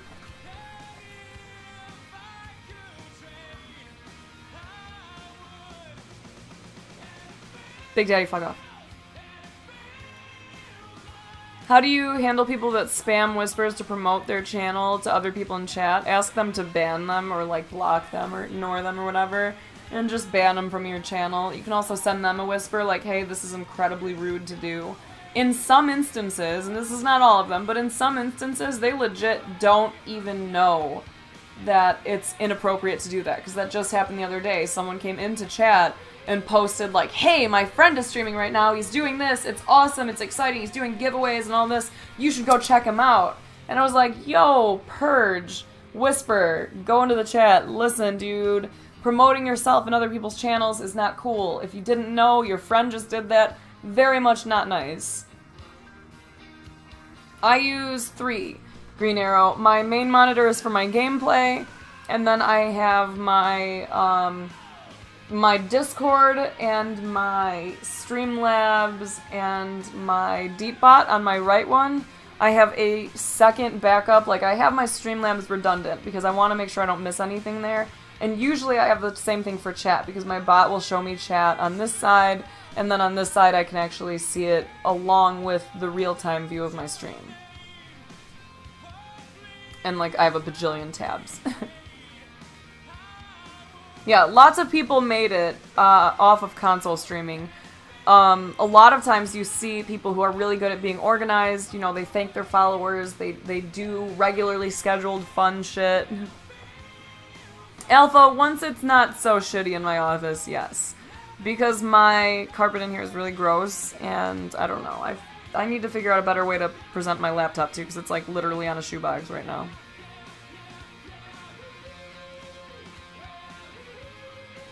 Which bot? Deepbot. Co-streaming etiquette? OMG. Co-streaming is very challenging. There's a fine line there.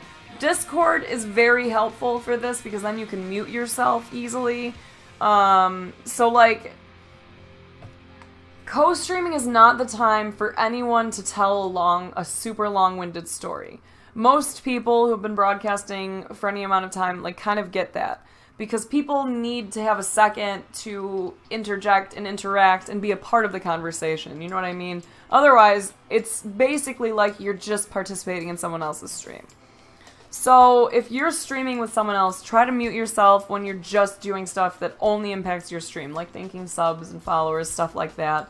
Because it's kind of lame to have that, like, as a constant thing, where you're like, hey, thanks, yeah, thanks, and you're just constantly interacting with your chat, and this other person is trying to interact with their chat, and it's just, like, no one, I don't know, it can be very cluttered. So I think you need to try to interact with the people who you're in the game with, have a good time talking to them, but try to keep it, try to keep your conversations from being, like, super run-on.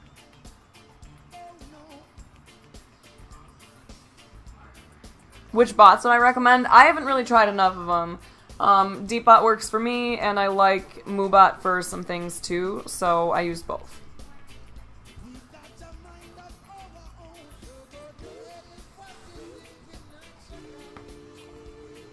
I don't even have the monthly fee version, Def. I have the, like, original or the free version. Well, it's not even free because you pay, like, what, like 5 or 20? I don't even remember when you first get it, and that's it.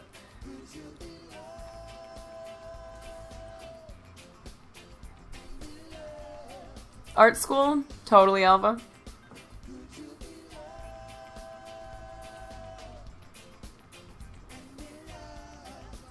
Social media that I use?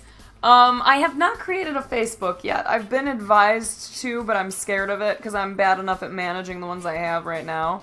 But I use Instagram, Twitter, and Snapchat. I do have YouTube. I have Google+, though I don't do enough on it, but that's what I was using instead of Flickr because my Flickr was all fucky and wouldn't let me log in for some reason. But, like, I think Twitter and Instagram are super, super key. Twitter especially. Instagram is good for creatives. If you're good at coming up with interesting stuff to put on a feed that'll draw people in, I think that's really helpful.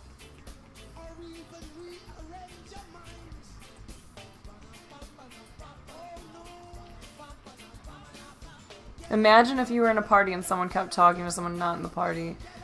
How much would that weird you out? Yeah, it's kind of awkward, right? If you're, like, talking to someone else in the room and you're like, no, yeah, I'll have that later. Yeah, totally. No, I do want that. Yeah, thank you. Absolutely. Yeah, that's a good call. Oh my god, and then what happened? You know, and you're having, like, a conversation that they don't actually get to be a part of.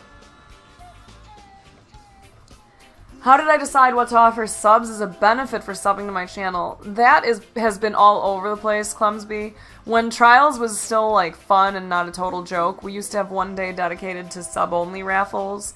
You have to be careful, because subscribing is essentially someone paying, and you can't do pay-to-win things. So if you're gonna do a raffle, you're not supposed to do sub-only raffles. You can, like, increase it so that subs are more likely to win, but you can't do sub-only. Yeah, Twitter, Instagram, and Snapchat I think are the best ways to keep up. Absolutely. But, like, that goes back to you have to give people a little bit of your personality in these things. You can't just post every time you're going live because that's not interesting. People are only going to follow you if they've already been following you on Twitch.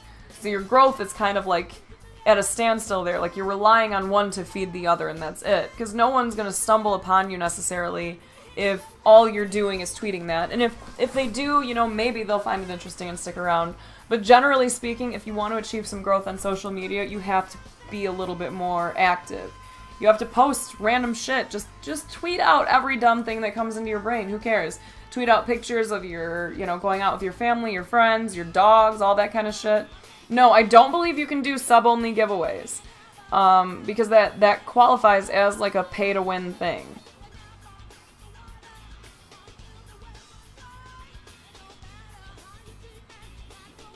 Yeah, exactly, Lemons. Or like my parents and grandparents. How would I handle people arguing in chat but don't know who or how it started? Okay, so this happens a lot, right? Like you're locked into a game, you look back at chat and some kind of drama has exploded. People are all over, like lit up on all sides. You just have to nip that shit in the bud and be like, listen, I don't know what started this, I don't know who's right or wrong. I need you all to just knock it off right now. Like, we are gonna change subjects, we're gonna talk about something else. Please do me a favor and drop this for the sake of this chat. And if they don't listen, you can be real clear. Like, listen, if you don't stop talking about this, I'm going to give you an hour timeout or whatever. Like, take it to Whispers, go talk about this on Twitter, go to Discord, whatever you need to do. This is not the place for this argument.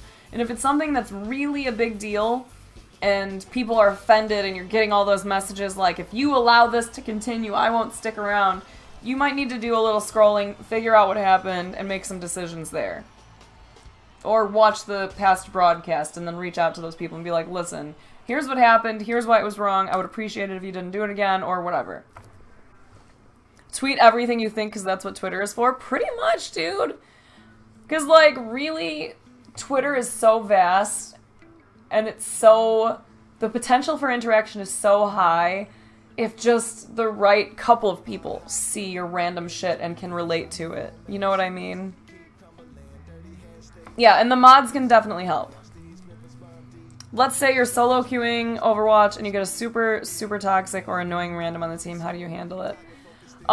Try to avoid egging them on, and I would say try and swap for the next game.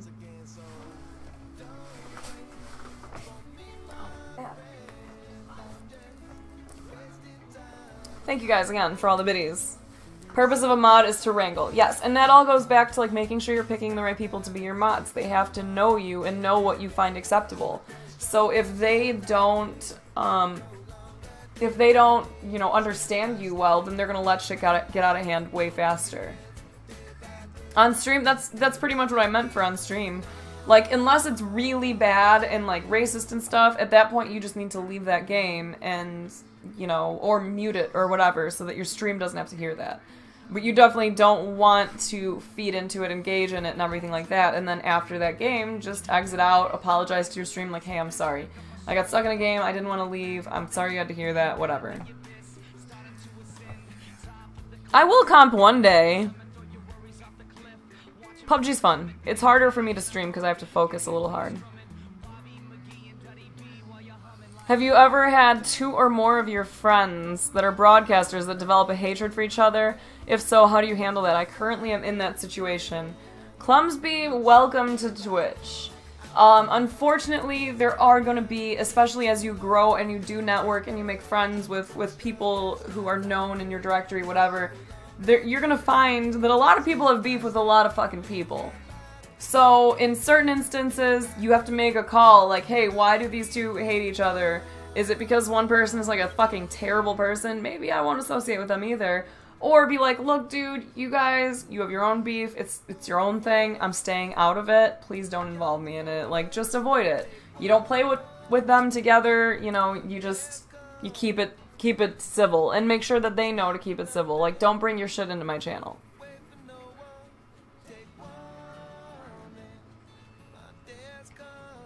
Really, Echoes? Oh my god.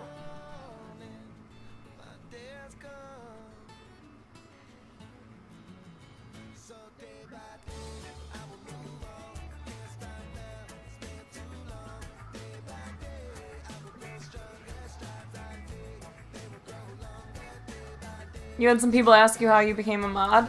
Oh, you were here a lot, which is helpful. Like, if you're hoping to get modded in somebody's chat, it definitely helps to be there a lot, because it's nice to know that someone's gonna have your back for a good amount of the day, or a good amount of your normal stream times. Common also basically acted like a mod. Like, Common is a great example of one, because he greets people who are coming into the stream, he talks to everybody, he, like, responds to pretty much everything happening, he engages in games and, like, helps spread the word. Like, he's a really great ambassador of the stream. He knows what we like. I have drama with another streamer? No, I don't have drama with another streamer. I know of everyone's drama, though. Mid-stream beef is so real, right? What do you do if you have to fart during stream? Decide if you want to fart or mute yourself, I guess, or walk out? I don't know. Hi, Scarecrow. We're doing Q&A relating to streaming on Twitch. It's not just the, like, ask me anything, let me give you advice stream.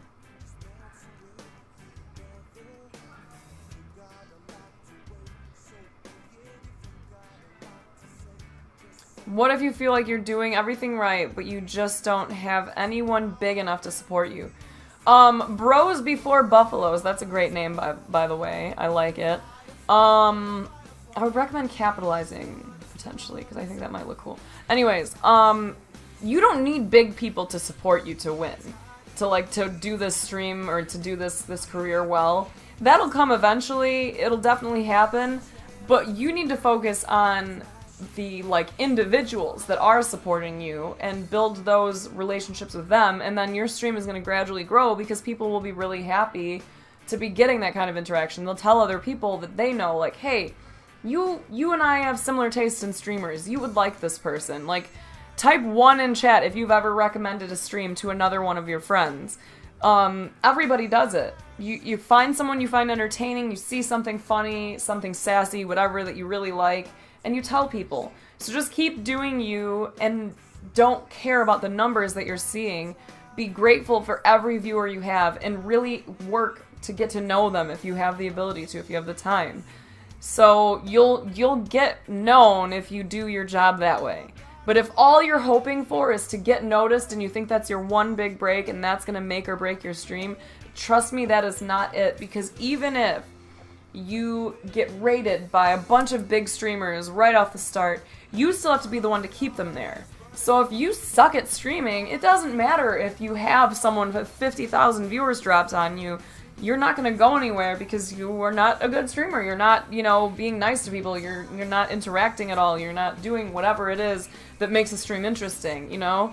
You still have to do it from the start. The viewers will come eventually. Yeah, you do you. Otherwise you won't enjoy it. Agreed. My favorite streamers, certain streamers that I liked that got you passionate about getting into it. Cerebral, I really liked, when I first started out, I had only seen my nephew's stream, Mr. Beardsley, so I didn't really have much to compare it to, so when I started getting really locked into Destiny, I checked out Twitch again, and I just clicked on the first person I saw, because I didn't really know how Twitch worked at all, you know, I was just like, oh, who's this? And it was King Gathalion, and I was like, this dude is a goofy and hilarious motherfucker. If he can do this, I feel like I could do this. Like, look at him, he's talking shit to people, he's joking around, he's just having fun, like, this seems like something that I could handle. So I really liked, like, the vibe in his stream right away. And then Triple, actually, I started following Triple very shortly thereafter, and I was like, this dude is fucking so weird and so funny, and he's very chill all the time, like, he doesn't seem to really get too worked up. He's constantly looking over at chat and interacting. It seems like there's a lot of people who know each other because everyone's saying hi to everyone else. I was like, I like this. I dig it.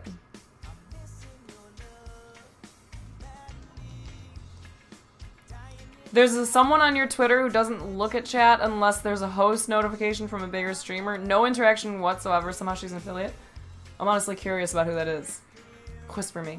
Anyways, that, I mean, you can't blame the streamer for anything. If it's working for them, they're gonna do it, you know? Let people do what they're gonna do, I guess, and just know that they're not, like, taking anything from you, because apparently what they're doing drew in that specific crowd. There's still a ton of other people who are interested in what you have to offer.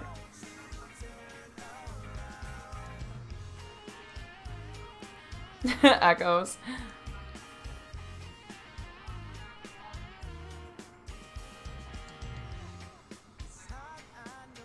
God is hilarious and Triple is uber chill. Exactly. And I was really drawn to that.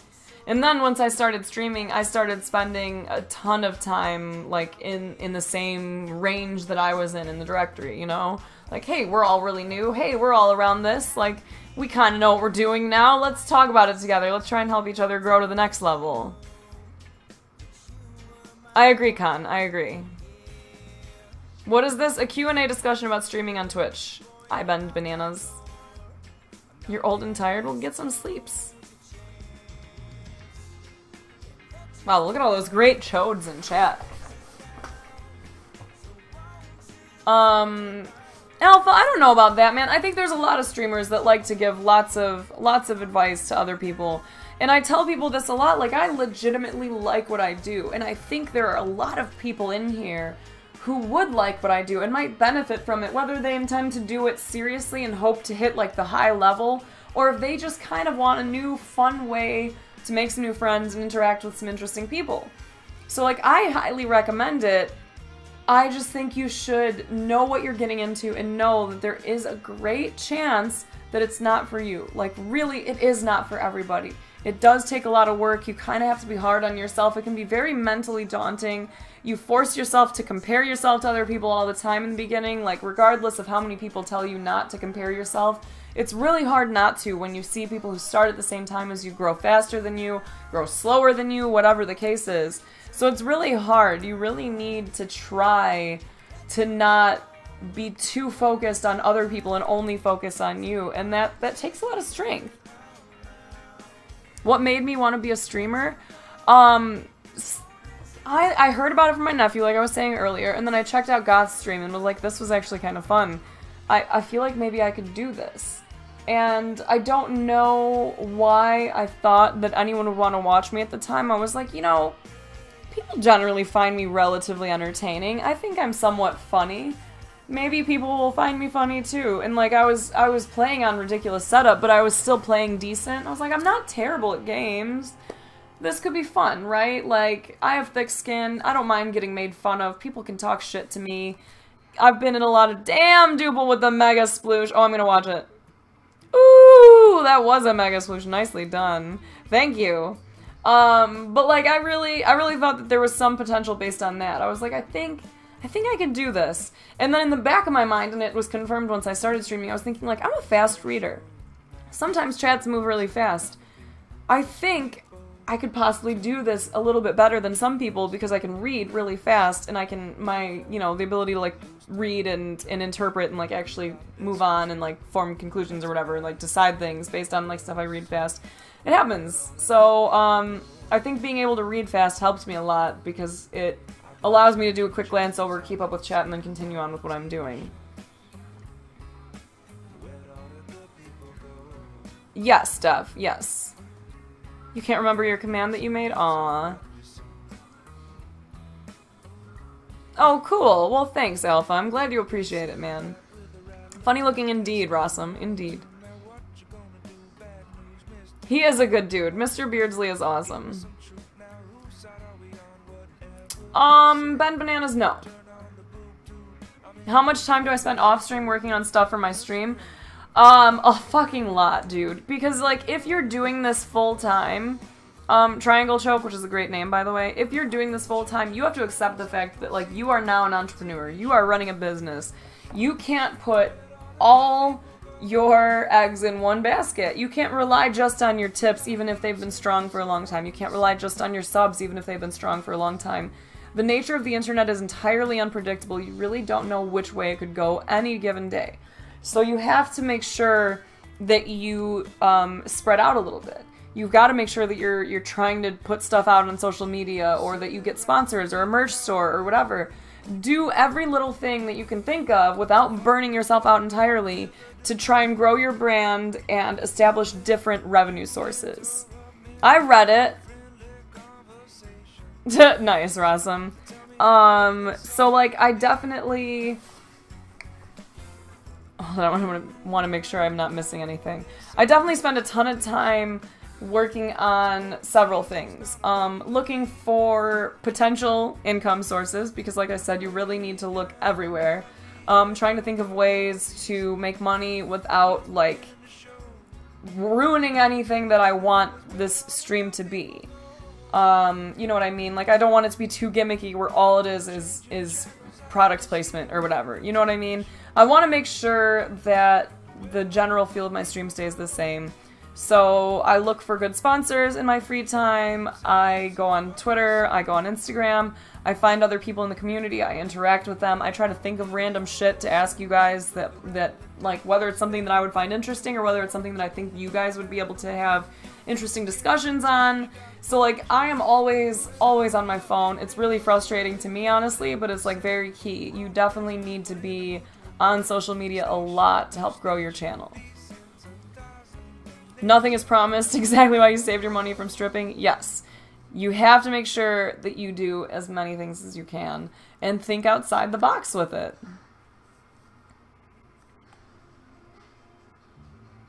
Oh, of course, Chug. Totally. All the yachts.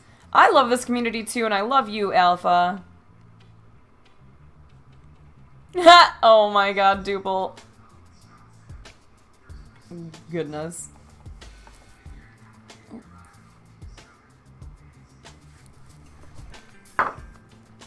Okay, wait. I think I missed something.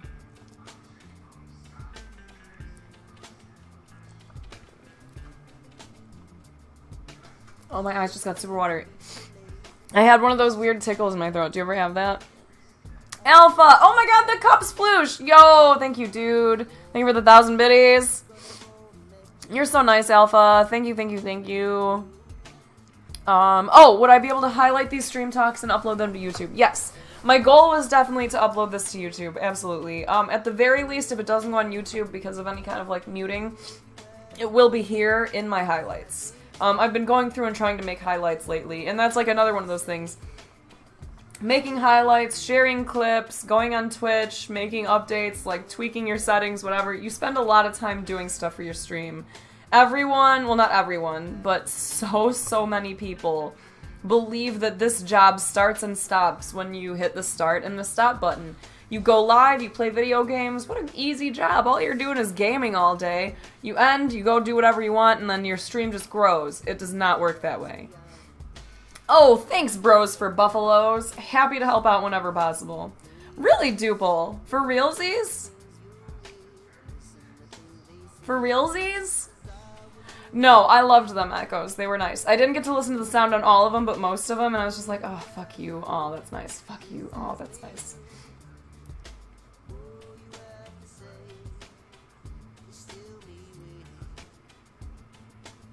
Sounds like something you and Money need to work on. What?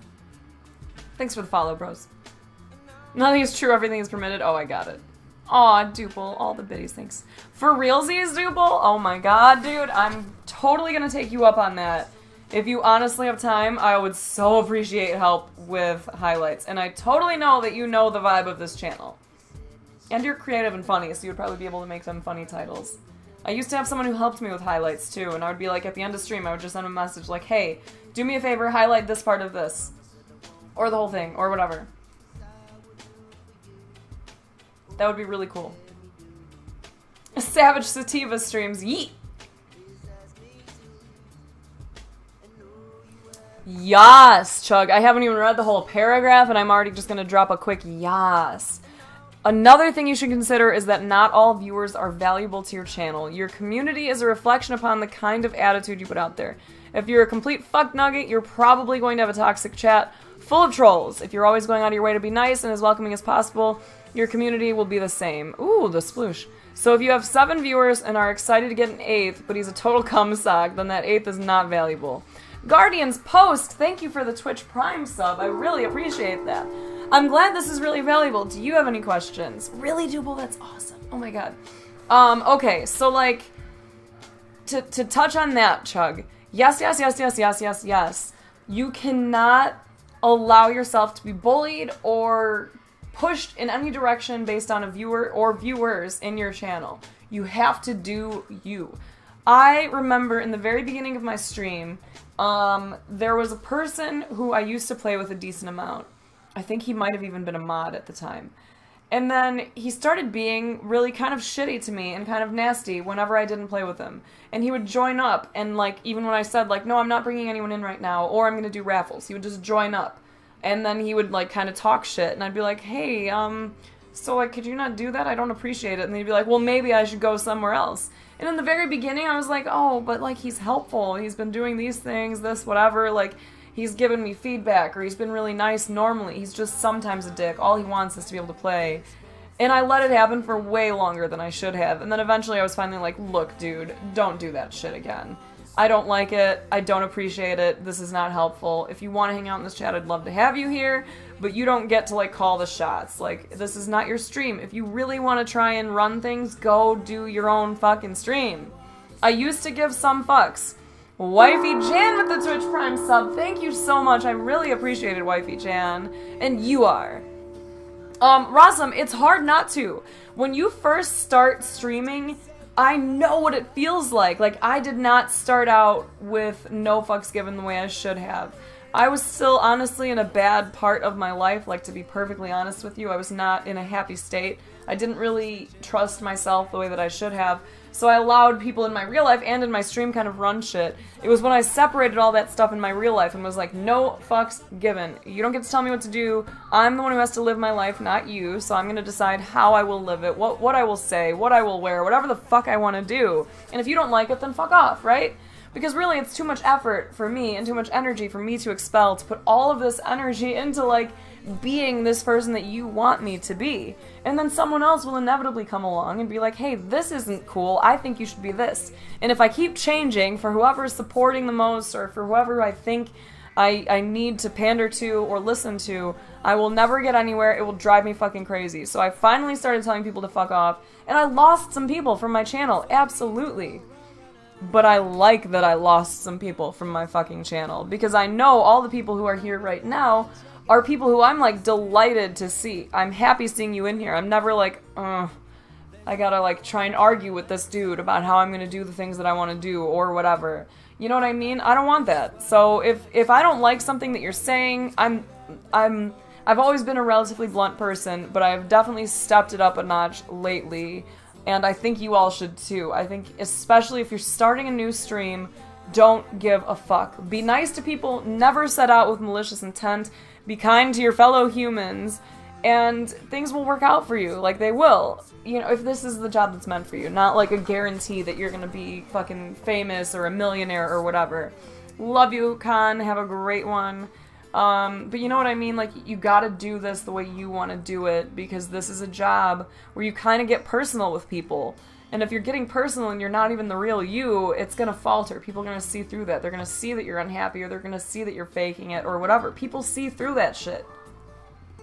So be you. Nicola, I appreciate that. That's very nice. Very nice. Spelling is optional, got it. I feel like you encourage us trolls, though. Well, that's how I like to do. Who cares? That's me, man.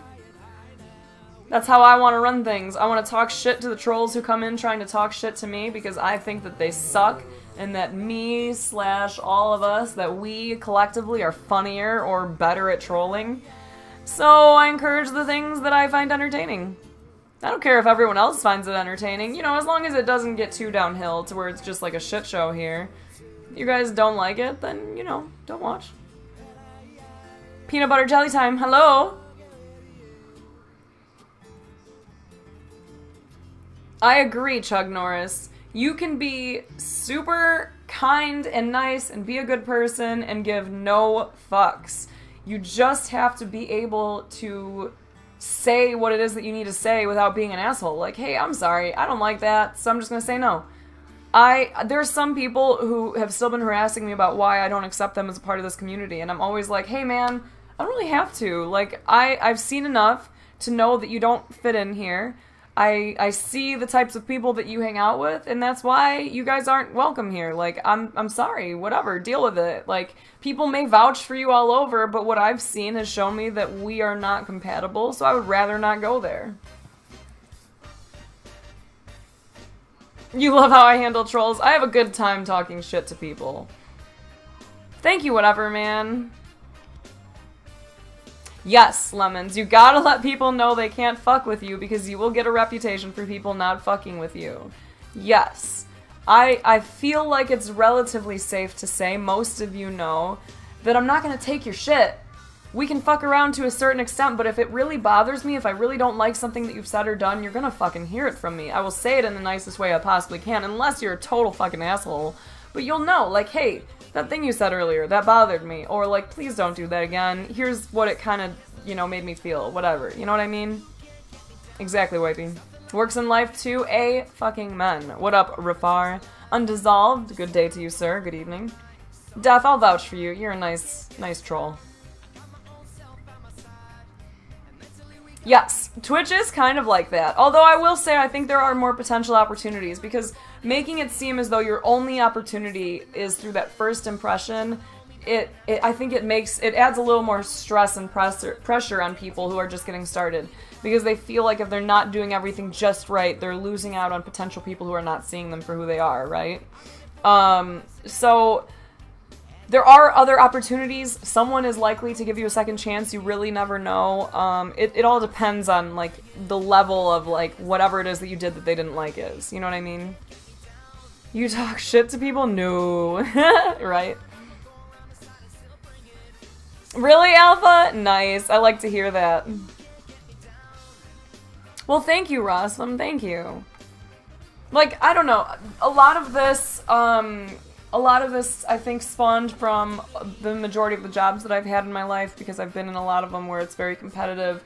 In a lot of instances, male-dominated industries where people talk shit and talk down, and, like, you know, men interact with women, or men interact with themselves in, like, male-dominated roles a lot differently than they would in, like, one where it's super, you know, like a big mix of men and women. So in my experience, I kind of learned to talk shit a little bit more, because it seems to eliminate the really lame stuff.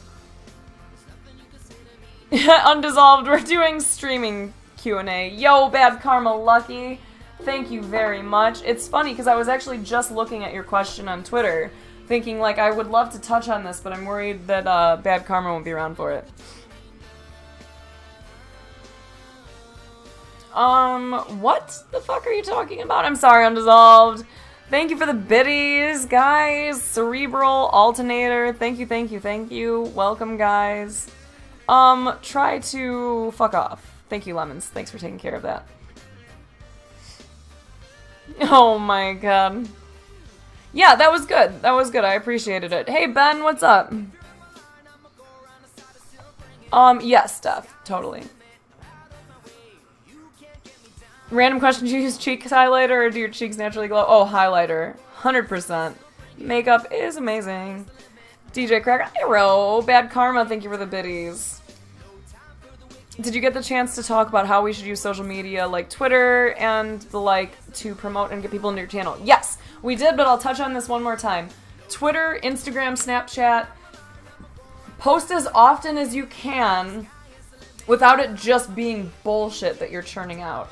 Retweet other people, comment on their things without referencing yourself like all the time. Don't always bring things back to your own stream because that will not get you anywhere networking. People will immediately assume, most of the time at least, that you are looking for support and that's why you're reaching out. You don't want that. So what you want is to be yourself. Tweet out the random shit that comes into your brain. If you had a funny interaction that day, tweet it. Tweet out if your lunch sucked. Do you know what I mean? Put out as much information as you can that you think is entertaining or that you want to share with the world, and people are likely to follow more. If they get a better sense of who you are, the things that you like, you know, retweet, like, from Twitter accounts that are interesting, science ones or whatever, anything that you're interested in, art, whatever, you know what I mean, music, all that kind of stuff. Share it, talk about it, interact. Treat it like you're in somebody's chat and you're trying to keep the conversation going. Like, you want to talk, you want to be yourself, and give people a sense of who you are. That way they're already following, they're already engaged, they find that you have similar interests, and maybe they want to talk about that. Or you had a funny interaction on Twitter, and they're waiting to see when you go live next so they can come in and be like, hey, that thing you said on Twitter was really funny.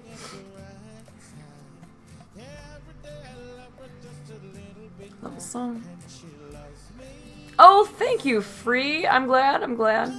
How do you stream while traveling? You really need to have, like, fucking unlimited data to make it the easiest. It's very challenging. IRL is definitely your best bet for that. It's not always easy to do.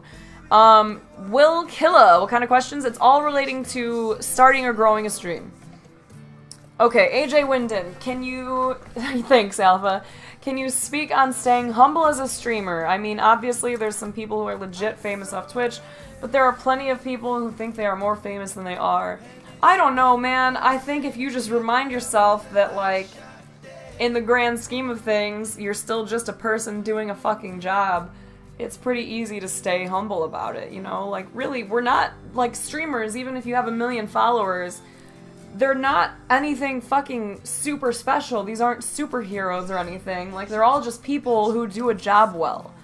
If people followed everyone in every job and, like, really enjoyed it, and, like, whatever it is that you do for a living, if you built your social reputation or your social network based on being the best at that or being really entertaining about what you do, like, you're gonna grow a base from that even.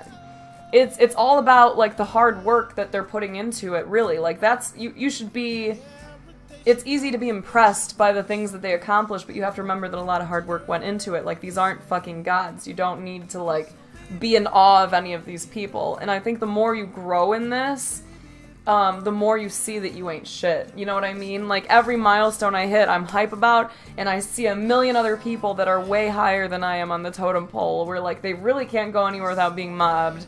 So, you just have to remember, like, there is nothing about this job that makes you better than anyone else, even if you're making $1 million at it. You might be a better broadcaster than some of them, but you're not a better fucking person. You're just one person who's really good at doing a certain job.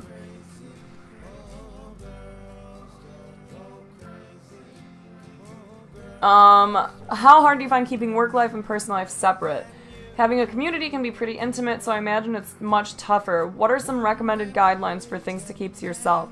that sometimes you have to talk to the people in your life about and be like, hey, is it cool that I share this story about us? Or do you mind if I bring up this or share this picture or whatever?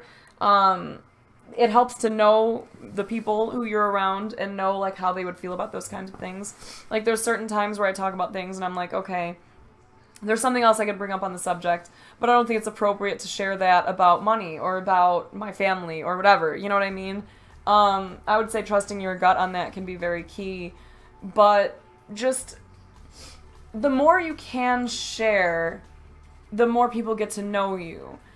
But you just have to think back, like, I guess, or look at it as, like, this information I'm sharing, does it stand to make somebody feel a little bit more exposed than they might like? Is it going to open me up to something that maybe I don't want to go down that road? Because if so, then maybe skip that step to, like, go to something else, go to a different topic. On the note of how to Twitter, especially follow, post content, retweet, like, follow. Don't tweet every hot take you have, though. No, but get as much information out there as you can. I will say that. Like, make sure that it's something that you actually are going to look back and be like, yeah, that tweet was worth it. And not just super lame, you know what I mean? Like, oh, this is a really good picture of my lunch. It's not just like, this is my lunch every single day. Or like, damn, this particular coffee was exceptional because of this, and so I shall share it. Or I haven't had this in forever, so I'm sharing it because I fucking love this place. You know what I mean? I would say try to avoid being overly redundant if at all possible. I absolutely will never call you by your real names. Quilva, I'm happy to hear that. Cool, Chase. Yeah. Be yourselves, man. Like, this is a job where you have the opportunity to truly be yourself. And if people don't like it, then fuck them. There are not many jobs like that where you get to say, like, this is my channel, I shall do whatever I want, I shall say whatever I want, and deal with it or don't. You know? Like, you don't have to be here, no one's fucking forcing you to be around me, you can just fucking leave.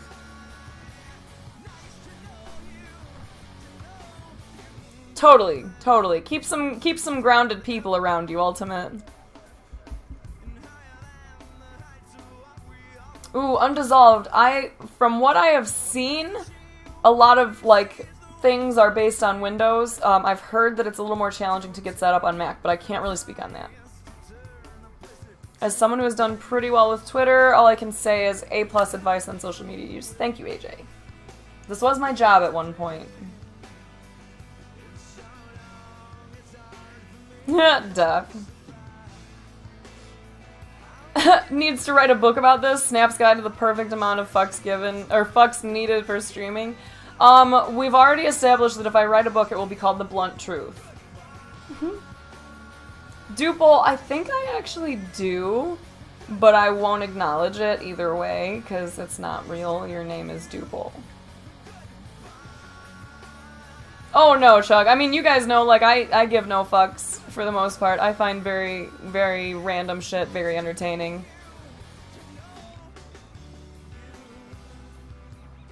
You can write more than one, got it. Yeah, lamans, wouldn't that be terrible? Exactly, Big Daddy. This is my channel. There are many like it, but this one is mine. Hi, Tech. Revenge of the Spliff. The third will be the Empire Strikes Back. Holy shit, those are great names. I'm just gonna write all those down right now. That's pretty hilarious and amazing. Okay. What other questions can I try to answer for you, friends? Is there anything else that I can offer you? Oh, wait. I saw something that I missed.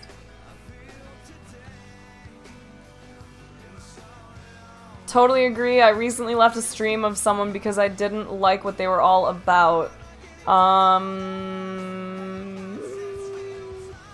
Where did it go? Oh, it's not like you're forced to do anything on Twitch. It's not all cleavage streamers and weed smokers. Uh-oh. What if I fall into two of those categories? Both of them. Hashtags are effective on Instagram. On Twitter, it varies. It depends on what you're doing, because like Twitter, you can find people by keywords, not just hashtags. So people can find you even if you're not tagging. I I don't do a lot of tags on Twitter. If there's like a trending one that I think is funny, sometimes I'll jump on it. But for Instagram, it is 100% a good way to grow. Look at some of the Instagram accounts that you like. This is a good time where like you can actually say like emulation is definitely helpful. See what hashtags they're using, and use some of them. I do like it when people space them out, like I started doing too, where you put like a bunch of dots and then you do the hashtags, or you add them in a comment after, so that it isn't blasting someone's feed with like picture and then like text paragraph, because it'll concatenate it, it'll give you the little ellipses, you know?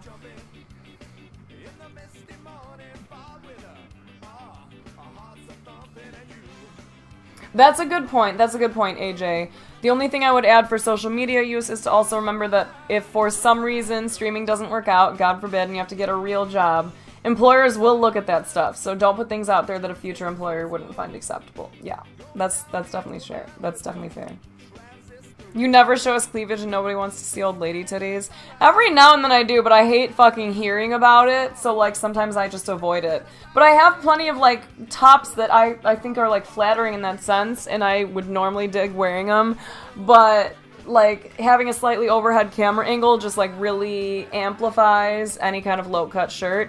And as much as I do disagree with the concept of like people calling anyone a titty streamer or whatever, and I think women should be able to wear what they want, I'll admit like it's enough to make me not want to do it sometimes. So I definitely have a tendency of avoiding stuff like that on stream just because I just don't want to fucking deal with it. Bad karma. Did I do anything different to make it over certain viewer plateaus, like to get from one level to the next, or did you just grind it? Grind, yes. I don't know that you can really look at it as like, this thing is gonna do a lot for my channel. I would say, you know, events are cool, like if you do a theme stream or a regular like theme day, or you do like the drinking streams that I was doing where I bring in other people, 24-hour streams, charity streams, you know, mix it up a little bit, I guess, and see what it does for you, but I would say, like, grinding definitely was, I think, the biggest key for mine. For my lighting, Clumsby, I have 2 umbrella lights, one on either side of me. Hi, Miga.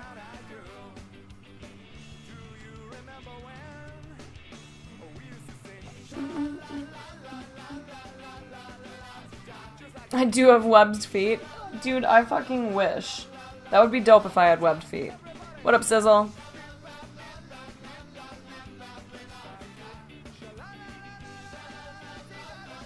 Nice, Alpha.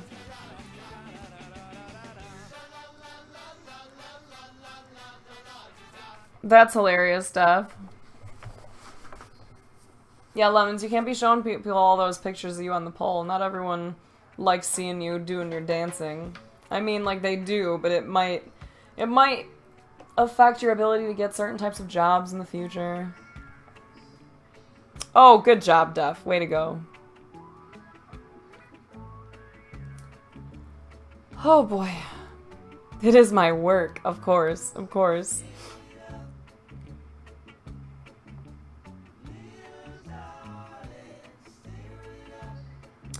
Chug. Okay. I'm always down to answer this because it gets asked a lot, and I think for the most part my viewpoint won't change. Alright, so on the topic of titty streamers, although we all agree that women can do whatever they want with their bodies, do you still get a little rustled when you see ladies who are clearly using their bodies for views with almost no gameplay, considering how hard you worked on a platform that they are taking advantage of? Where do you draw the line? I don't think they are taking advantage of it. I think some people are more comfortable doing things the way they want to do things, using their bodies, whatever. It's, you use what you have if you want to. Some people might focus on being really fucking good at the game. Some people might be really good at singing or dancing or whatever. Guys who go to the gym all the time like to wear muscle tanks so they can show off their muscles because they're proud of them. Like, if you feel like your body is something that you are proud enough of that you want to use that as a tool for advertising yourself, so be it. You're gonna draw in a certain type of crowd. It's not taking anybody from anything. Those are not necessarily people who were taken from another stream or anything like that. Like, who the fuck cares? I don't think there is a line that needs to be drawn. I don't really care what people do to draw in viewers, because I'm gonna do what I want to do. You know, like, honestly, and I've said this before, if I get myself into really good shape again, like when I start hitting the gym regularly again, I don't know where I'm gonna go. Who knows? Maybe I will finally get to a point where I'm confident and I want to do things like that. Not necessarily make my stream less about gameplay and more about my body, but I'm talking about like the pictures, or maybe wear something more revealing. I don't know. I can't tell you that I wouldn't want to use that to my benefit if I was confident in that way. So if they're confident enough and they feel good about themselves and they like to do that, let them do it, man. And represent that in their products, then so be it, Chug. Like, what is that? How does that impact me? That's kind of the way I look at it. Like, so Zoe, like all of those like Lux or whatever the fuck girls, how does that impact me that they're succeeding by using their bodies to do it?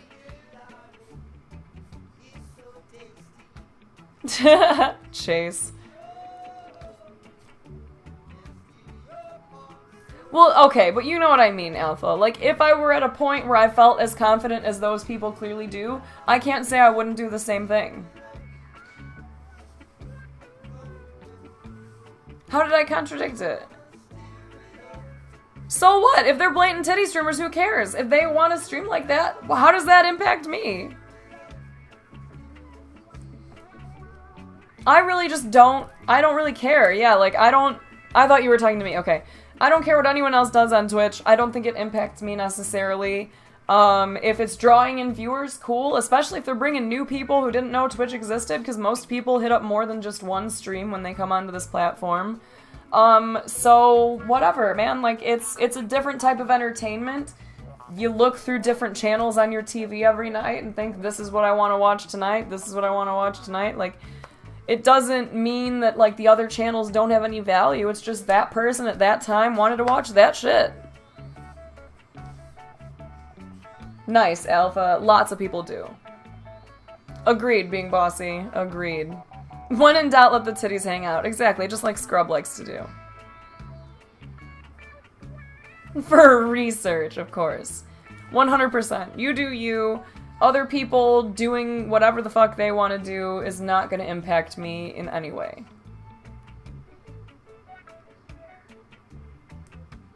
Yeah, and so you just don't go in those streams, right? Because you don't like it, and that's what most people do. You don't like that type of stream? Don't go in it. That's easy enough. Just go to the ones you do like. I feel like if they want to do it, they do it. I can't imagine an instance where I will ever hate on somebody, what up, greedy nerd, for doing what they want to do to make money, provided that they aren't, like, hurting someone else to do it. If you're not stepping on someone, if you're not being a total fucking asshole, do whatever the fuck you want to do to make money. Because everyone wants to do it. Like, if half the people in here, like, suddenly became, like, 20 out of 10 hot tomorrow and started getting approached by modeling agencies and by all these different things that were like, hey, do this, do this, do this, we'll give you money. Like, who knows where you guys are all gonna go? Just, who fucking cares?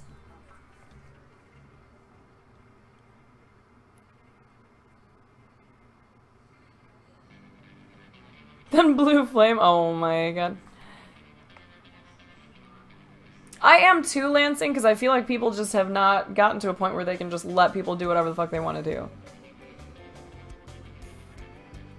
Yo, greedy nerd, thank you for the Twitch Prime sub. You get a gong hit. I appreciate you. Thank you very much. I may just have a bias because of what I myself want Twitch as a platform to be. Well, I mean, like, Twitch is for the people, and the people are diverse. So we just have to accept that we're not gonna dig everything we see, just like you might not like every channel on TV. You'll watch what you want to watch.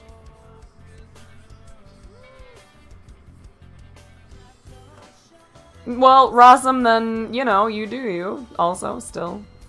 Beautiful. Happy to hear it, Scrub.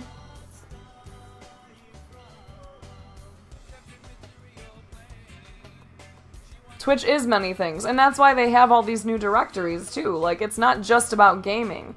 If you want to see exclusively gameplay streams, then follow only gameplay streams. If you want to see some random IRL kind of shit, then hang out in IRL. Daily kitty flyby. Yep, because I don't have a controller in my hand. She's like, oh, I belong here. I feel like everyone really loves Snaps IRL. I like doing IRL streams because I like the conversations that get started. I'm a big fan. Alright, let's see what else there is in this world of questions, my friends.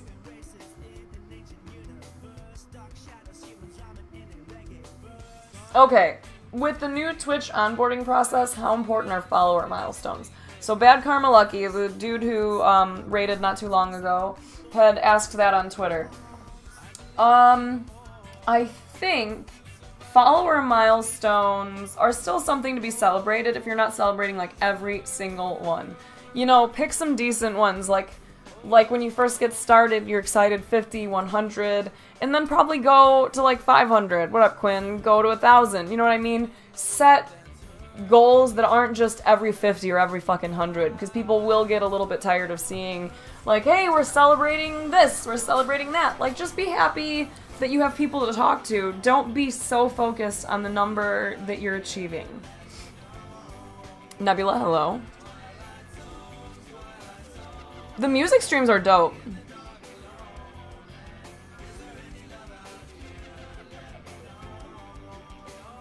Well, I mean, that's you, AJ. Like, you might not want to watch her, but who knows, maybe she grew a different kind of fan base. Your gameplay is trash, but I love the dialogue we get to have here. Great. Hello, Rogue. God, cable management, I'm not the one to ask that. That's true, Rasham, that's true. You can't talk shit to that. You have to just, like, talk shit about the stupid things I say and the way I look. Yes, Dev. It's super fun. Oh my gosh, Lansing. Hi, Twitch Blows. Nice, AJ, nice. I'm sorry, I can't bring back your bridesmaid. But I am excited for when money is out here and we start doing more and hanging out more, and I feel like it'll be nice to start doing some more photography again. Is there free tech support here? Yes. Let's start with, did you try unplugging it and plugging it back in? And have you tried blowing on it? And probably turn it off and on again. Hi, Raceland.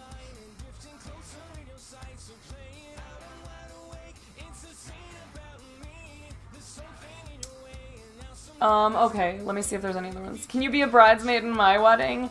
Let's discuss that after I'm actually planning a wedding, you know? Bring back Aaron, I need to holler. We're actually trying to plan one. Our schedules just weren't matching up for a while. Hi, G-Wiz. Oh my god, Lansing. That line was hilarious. What line?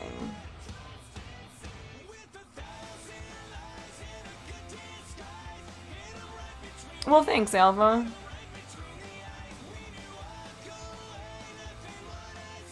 Yep. Exactly. Jam another cartridge in with it if you need to. Aw, thanks, Alpha. Alright, let's see what else there is. What do you do to maintain your audience is what I got. I just like to try to focus on, like, getting to know you guys. Because honestly, that's what I find to be the most interesting anyways, is getting to know you all, because you're so interesting and strange, and you're from all over the world and country, and it's cool, man. So I really like, I honestly, when we have days where the stream is kind of, like, quiet compared to, like, what we had been seeing towards the end of, like, Destiny 1, if there's 60 people in here or 50 people, I'm like, nice. I am gonna learn some new shit about these dudes, and we're gonna get to be friends forever. You know what I mean? Like, I get excited to know more about you guys. It makes it easier for me to know what kind of information or what kind of content you might enjoy, too, when I start to get to know you a little bit more. Oh, got it. Got it, Ultimate.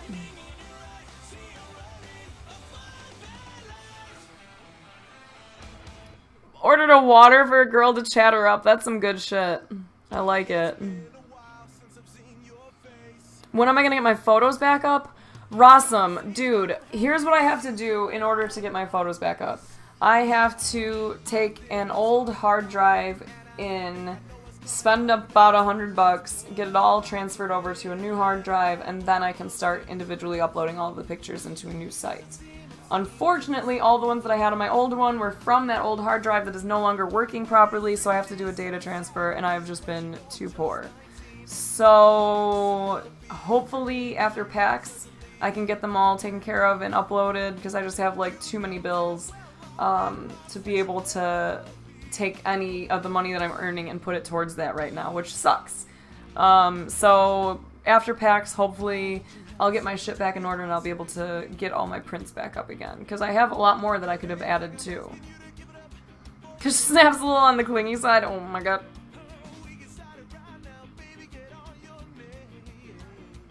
Yeah, it's a huge bummer. It makes me the sads, because I really want to just like upload them again. Oh, I know, right, Alpha? If only people did.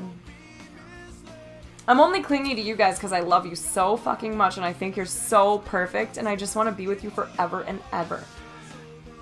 I wish we could sew ourselves together.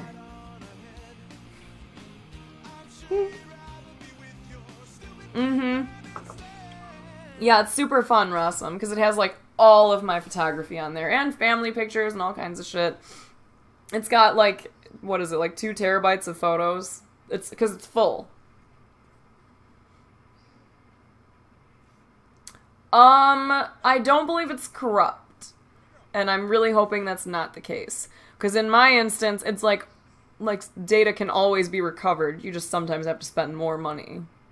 What am I drinking tonight? Oh, I picked up some Maker's 46.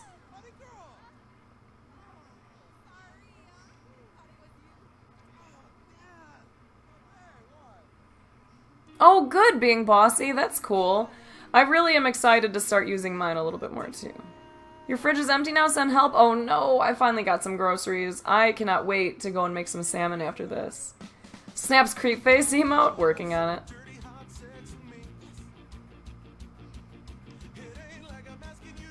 Oh, Nebula, what a good new friend. ATLTs? I'm not scared.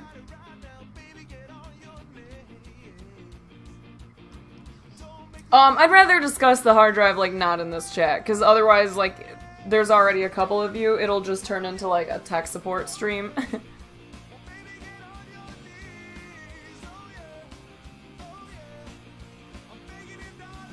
Yeah, Ultimate. No, I know.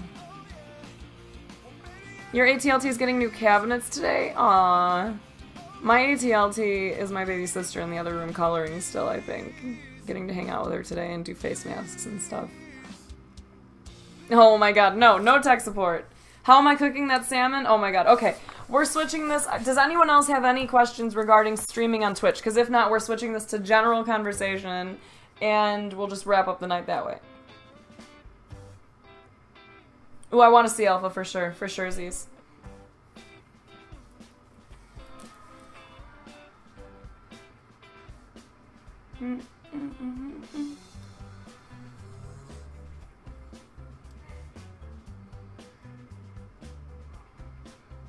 Oh, poor Chug is hungry. Chug, if you're really hungry, it would probably be good for you to suck on my balls. Okay, it looks like nobody else has any other questions regarding streaming. Yo, Conan of Libraria, thank you for the $5 photo fixing money. That's so nice. I really appreciate it. Thank you. Thank you. Can the next stream be tech support? Nah. Leftover seafood from your birthday dinner? Noms. Oh, I'm hungry still. Oh, what is this a clip of? Is it me being a creep? Awesome. I'm only clinging to perfect. I think, weren't you playing that in your stream? Is that, or no, you were just talking about it, right? No, you played it. What did you play in your stream? Did you play some of yours? I drink and I know things. Great name. I'm in the process of making a theme for my Twitch stream. I'll do in the future. How important in your opinion, is it to have a theme on your stream? I don't know that you necessarily have to have an overall theme, but you should be able to summarize your chat or like your stream pretty quickly. Like for here, I like to tell people like it's chill, it's friendly, and we generally listen to a lot of music. So, you know, you can go from that, you can heavily emphasize anything that you have as like a hobby or something that you're really into. But I think it's important to have an overlay if you have the option, and to have some nice buttons if you have the option.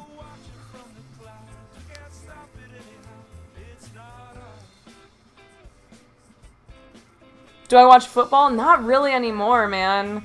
When I started streaming, I got like way into streaming, like a lot of people do. So like I stopped watching all the UFC stuff, like I don't keep up with MMA anymore. I dropped out of my fantasy leagues because I was doing 4 of them and that shit was way too much. Like everything normal I stopped doing. I am Twitch. Thank you, Alpha.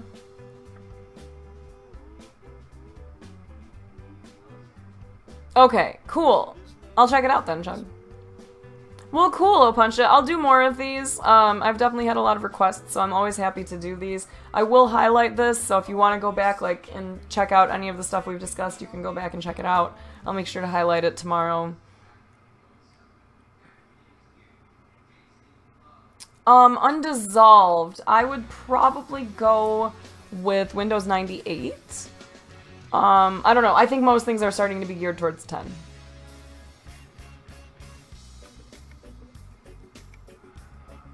Oh, I hope it's something easy too, Conan. Well, cool. Then if you feel confident that it shows who you are, then definitely go with it. Oh, Lemon Savage. Highlight the PB conversations? There's so many, though. Yes, I am gonna watch that. Absolutely. 100%.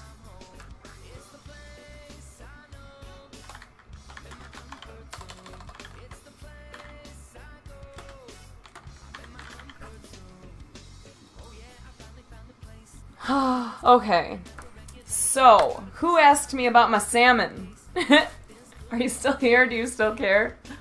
Because otherwise I'm not even going to talk about it. I'll feel like such a douche.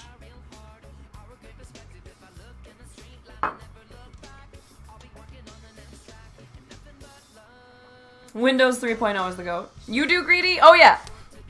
Okay. I like to make mine in the pan. I have some Irish butter, so I'm gonna probably like sear it in the Irish butter, and I like to season the fuck out of it. And yeah, just give it some flippies because I like the skin to be really nice and crisp. And I'm really excited to eat it. Oh, if only Strummer Cash was here. He's seen it. Money can attest to it. I make some good food. My salmon is yummy. Oh yeah. Oh yeah, Greedy. Pan sear indeed. You know, I don't even know what the temperature is that I cook it to. I think I usually go for 10 to 12 minutes.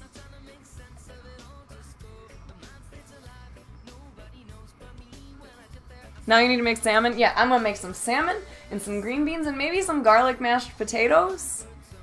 Who asked me about my salmon? Who wanna know about my fish? That sounds so gross. It's not always easy for some. Thanks, dude. I appreciate you and that badass mug you sent me, and I can't wait until I can actually eat pizza again, and I can use those pizza plates for pizza. Because since I got those, I haven't had pizza. Garlic mashed. A good, nice, crispy fish and chips. Yum. Do I like salmon sushi? Yes, I love sushi. Yas, queen. Pizza is bang. Yes, skin crispy, inside nice and moist. Delicious, moist fish. So good. You usually go for around 10 to 12 minutes too? Oh shit. Get it, lamans.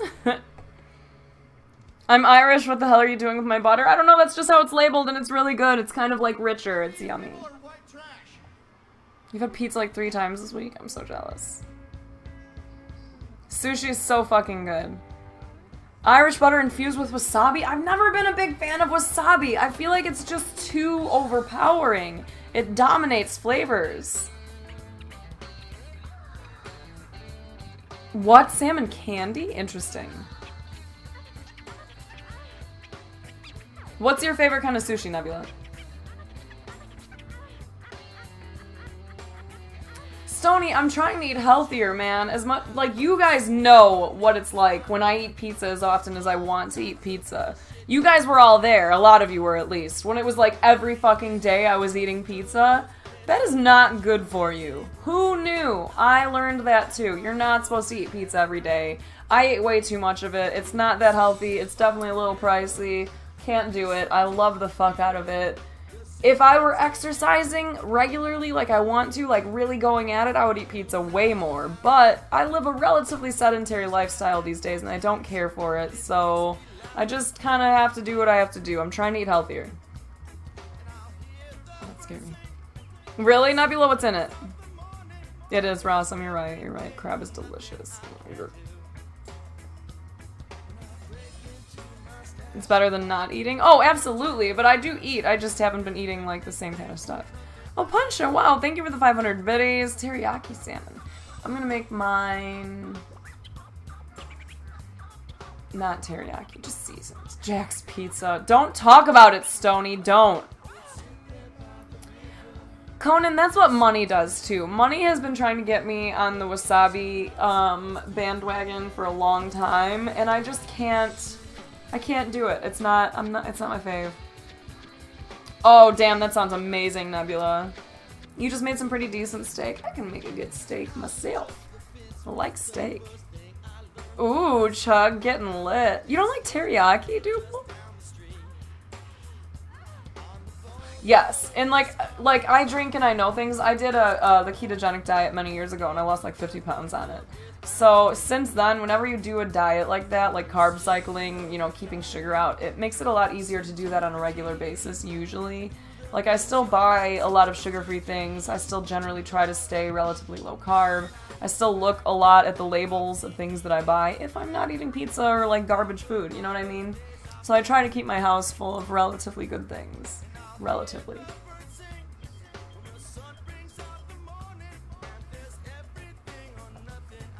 Dead, oh my god.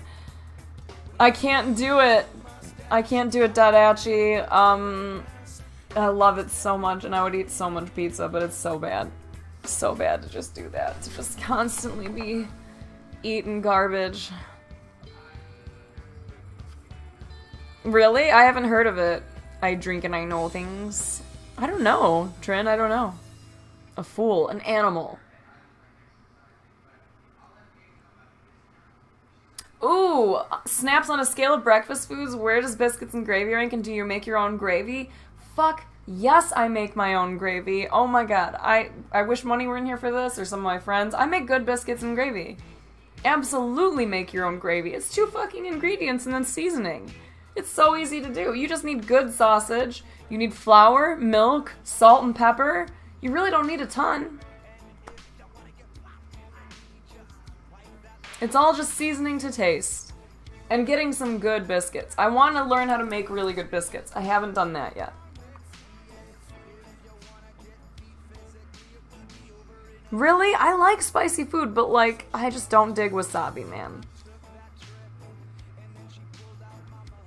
I'm sorry, Dad, you know, like, we always talk about food here. It's gonna happen. By the way, okay, I will tell you one thing that you can look forward to. When Money finally lives here, we are... good sausage. When Money finally lives here, we already talked about this, like, we're gonna get to go out a little bit more and, like, do more. Because right now, like, I live alone and my boyfriend lives in Arizona. My siblings live, like, 40 minutes away. Most of my friends have families and kids and jobs and busy things. So I don't get to get out and do as much. Money and I talked about it. We're going to explore Chicago a lot more because I haven't spent as much time downtown since I was a kid. So one of the things that you can look forward to once he's settled in out here is we're going to do a neighborhood by neighborhood like review of Chicago basically, where we're going to check out some of the best restaurants in each neighborhood, including the dives. Like, it's not just going to be all the nice restaurants, which I really dig, all the gastropubs and stuff.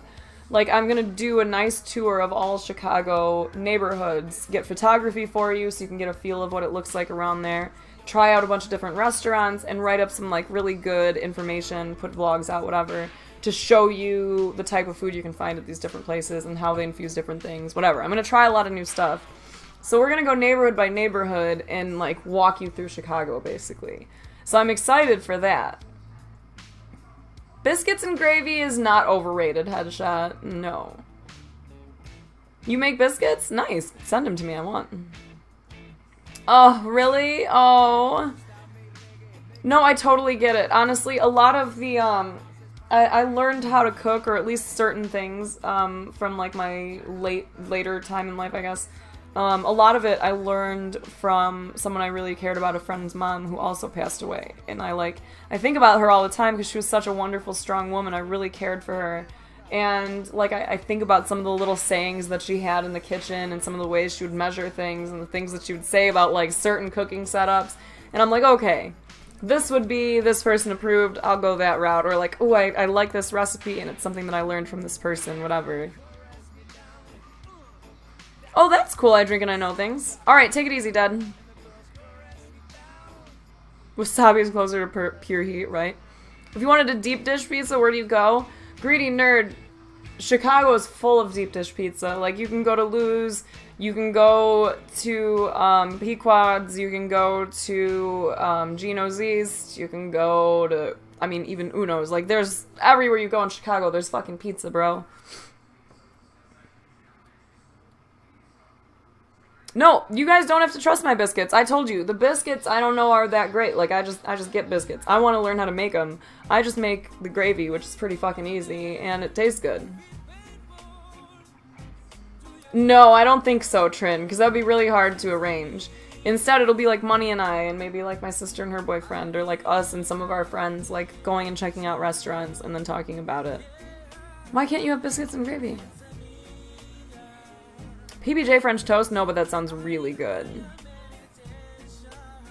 Yeah, you should move to Chicago for the pizza. It's really yummy. Oh, gluten? That sucks. Do you have celiacs or are you allergic? That's no fun. So fucking tasty. Beautiful. Mm.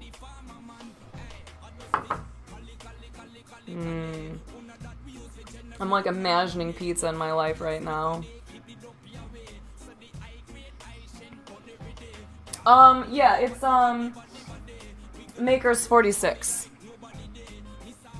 Oh, for sure, Trin. Like, we might plan something else when there's another meetup scheduled. But it's really hard to organize that shit on your own, honestly, because it always tends to get out of hand. There's more people than you think, especially in Chicago. Like, there's a lot of us. Hi, Blind Spot. That sucks, being bossy. That's no fun, dude. I'm sorry. I like gluten. I like a lot of things that are wheaty and delicious.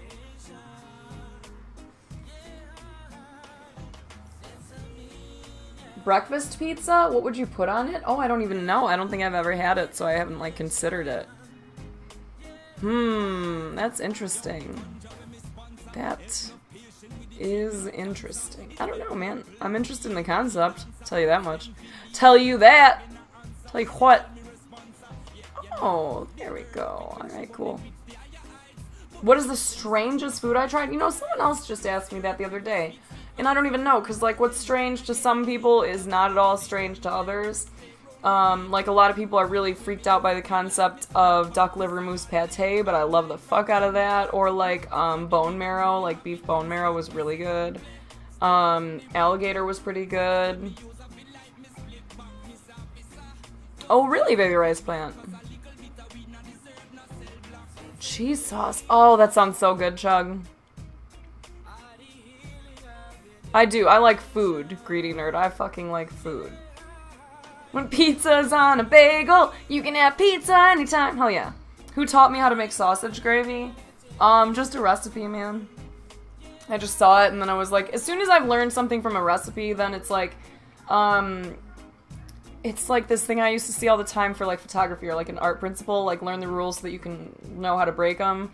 I just like to learn how to do it in the first place, and then I'll just like do what I want from there. Like I won't have to reference the recipe again. I'll just be like, alright, I need this, this, and this. Maybe I'll add this time, you know? Yeah, I'm willing to try anything about 2 times, because I understand that the first time you try something new can be a really big shock to you, like a beer, a bourbon, a whiskey, a scotch, and then food, whatever.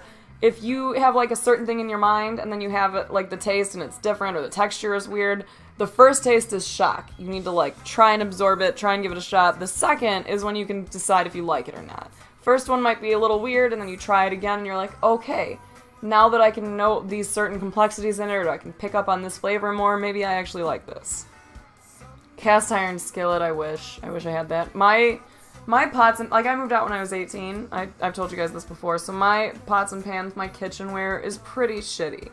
I don't have a lot of nice stuff at all. Like, most of it I bought when I was 18. Some of it is, like, new, and it's been, like, piece by piece little things.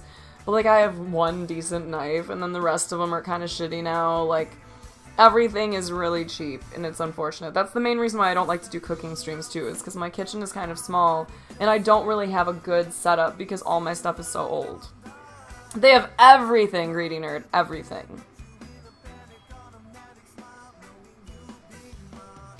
There's nothing wrong with that, though, Chug. That's good that you keep trying them. You never know, man. I've heard you should watch all of them, Def Scythe. That you should watch Jessica Jones and everything. Which I actually like Jessica Jones. I dug it.